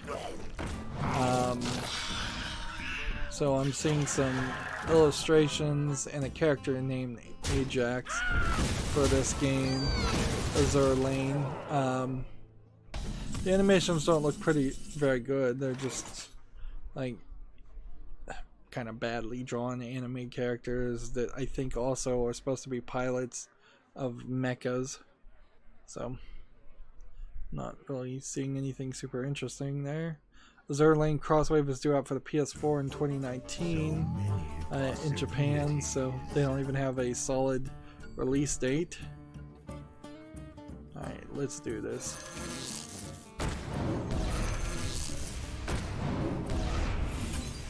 Victory.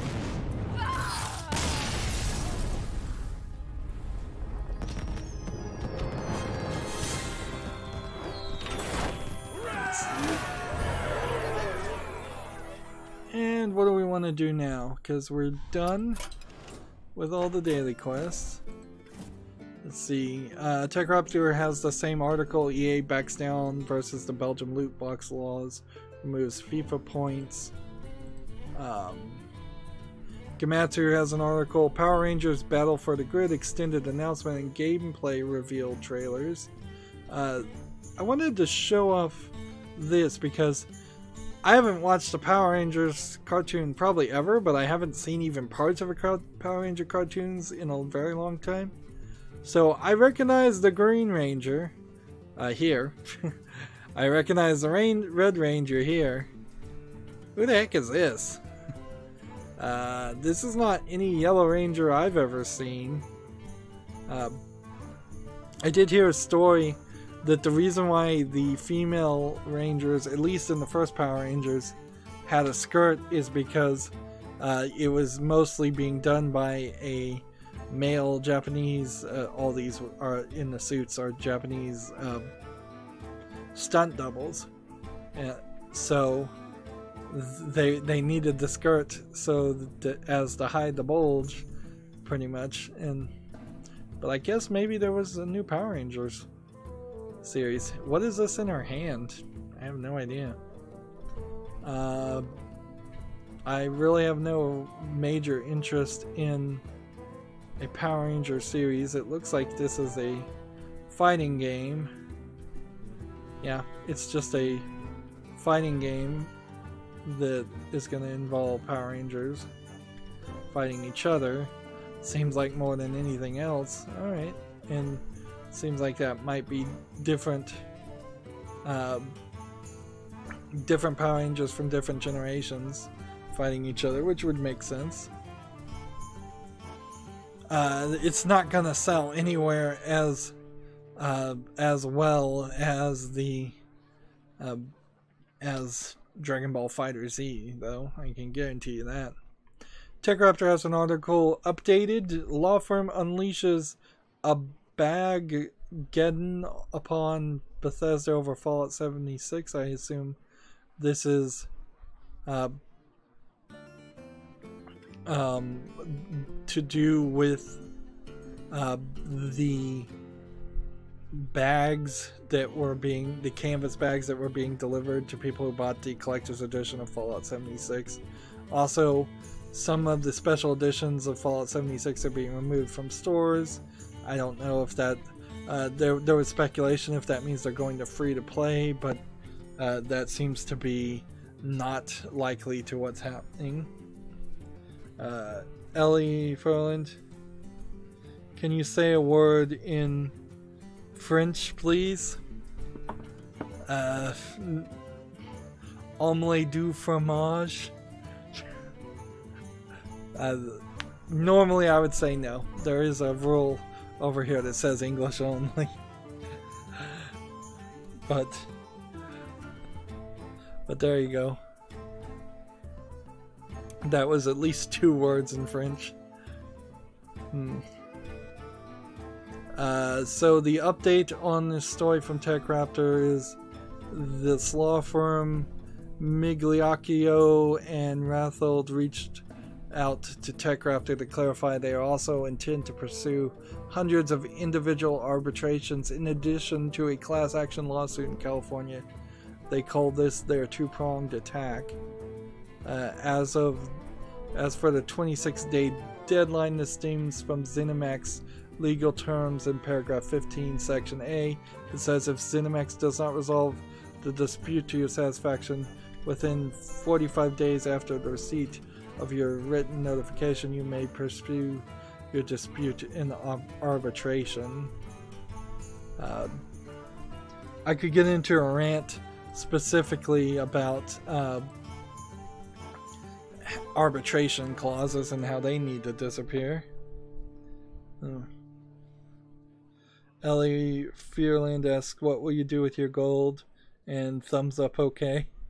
In reverse order. The gold, when there's a new expansion, will make card pack opening videos for the Americas account, the European account, and the Asian account, which means I'll be opening slightly over 50 packs for 3 different accounts with the gold. Mostly on my main account, that will be for the new expansion, whatever that is. Let's see. Not this Lunar New Year bundle, because that's not any new cards. But when there's a newer thing than Rastakhan's Rumble, I'll buy like 50 packs of this on my main account or more.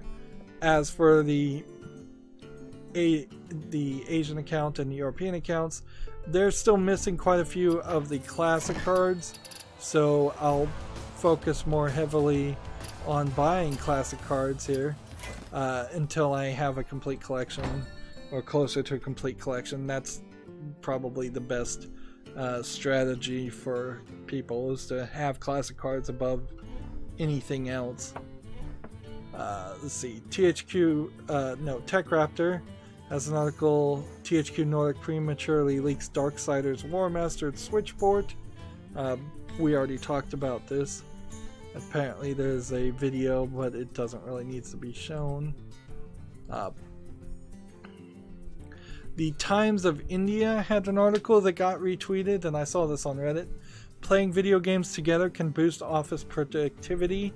So instead of hiring an overpriced speaker to talk in your office, maybe you should just get an Xbox.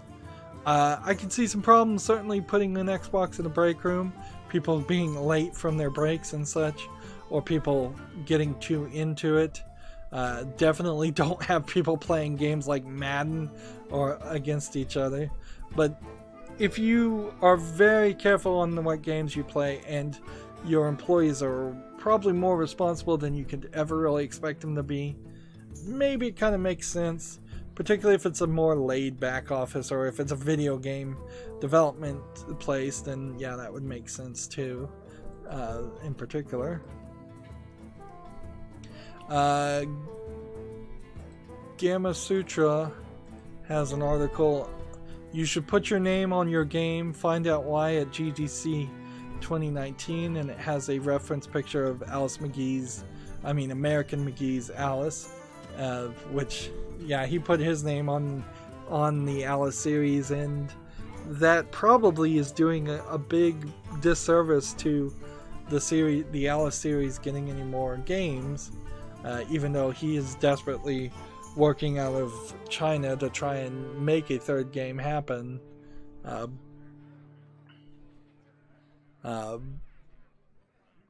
If you're making an indie game, sure, put your name on that game, but if you're working for a company or working with a publisher, I don't think they're gonna enjoy that. And it's kind of not a smart move in the long run, because very few people are the only person who touched a game or worked on it. Even small indie games usually have teams of 10, 20 people on it. And I don't see a reason to be egotistical there. It's not like writing books, really, where a book by Stephen King is allegedly written by Stephen King, which I don't even think that's true. Moving on to the next article, we're just going through all these articles. TechRaptor, Anthem flies high, but BioWare should be wary of the sun. So apparently they enjoyed the VIP experience of of Anthem. From what I've heard, people who got in and didn't have any problems with Anthem liked it fine. I didn't hear any glowing reviews of the game. But the tech problems in particular were pretty bad. Let's see. Gamma Sutra has a blog article. Why did we DMCA our own game a few weeks after launching? This is the this is a team at Ammo Box Studios, a small 10-man indie team, mostly based in Malaysia, with a few around the world. On the 28th of September 2018, they released a game called Eximus Sees the Frontline, and then they signed with this UK-based publisher based in Cambridge, and then I think we've already heard this story, but they had to DMCA their own game to stop the publisher from selling it because the publisher was not paying.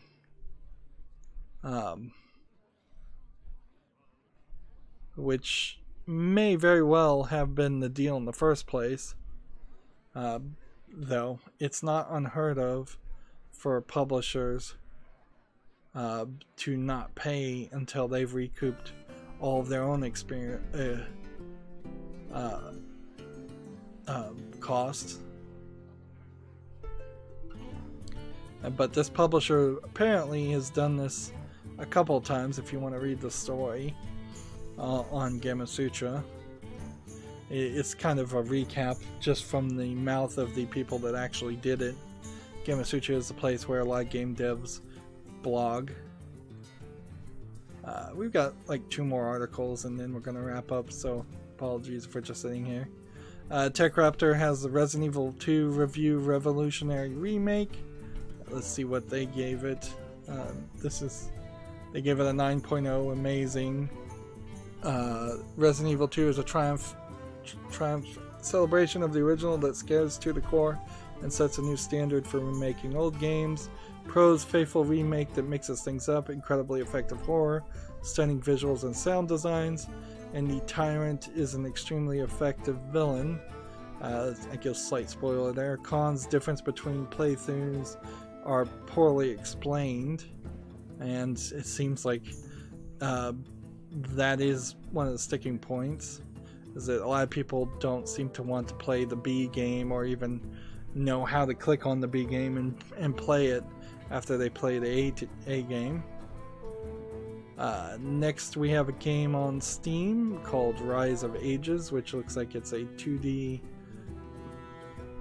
construction survival game that's also probably a tower defense game.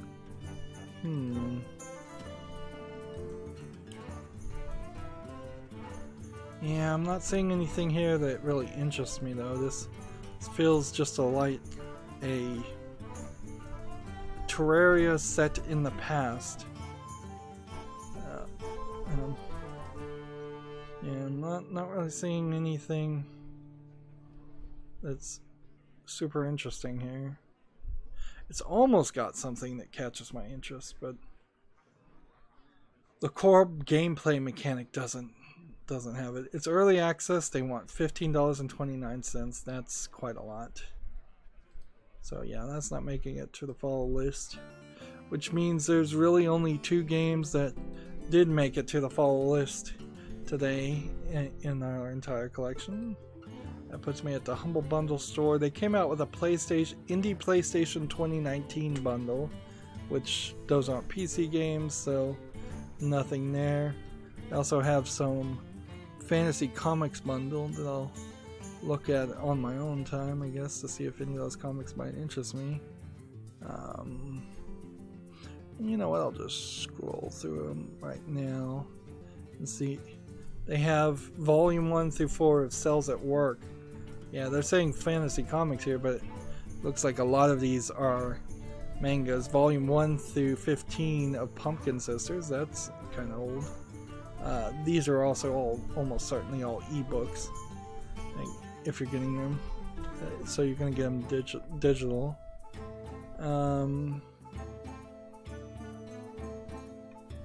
Yep.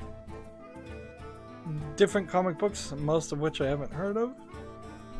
And I guess as we're wrapping up here, I could scroll down my Twitter feed, but if I did that, that would be boring, and we've already wrapped up on boring in the end here. I want to say thanks to everybody that popped in and chatted. This has been the first time we've gotten a lot of people chatting in a couple weeks, since the new year at least. So maybe I should always stream at noon or earlier. Feedback and comments on the video as far as when I should start streaming would always be appreciated, and we'll try and learn that. I think over here I say a specific time when I try to stream. I probably need to change that. That's going to be it for the stream though. As always, I ask you to like, share, subscribe, comment, and watch every second of my videos. If you want a friend to follow me on any social media sites, there's a bunch of links down below in the description. When you subscribe, also click that notification bell. If you want to support me even further, which would be greatly appreciated, there's a link to Patreon, or you can friend me on Steam and gift me a game off my wishlist. Thank you for watching. Have a good evening.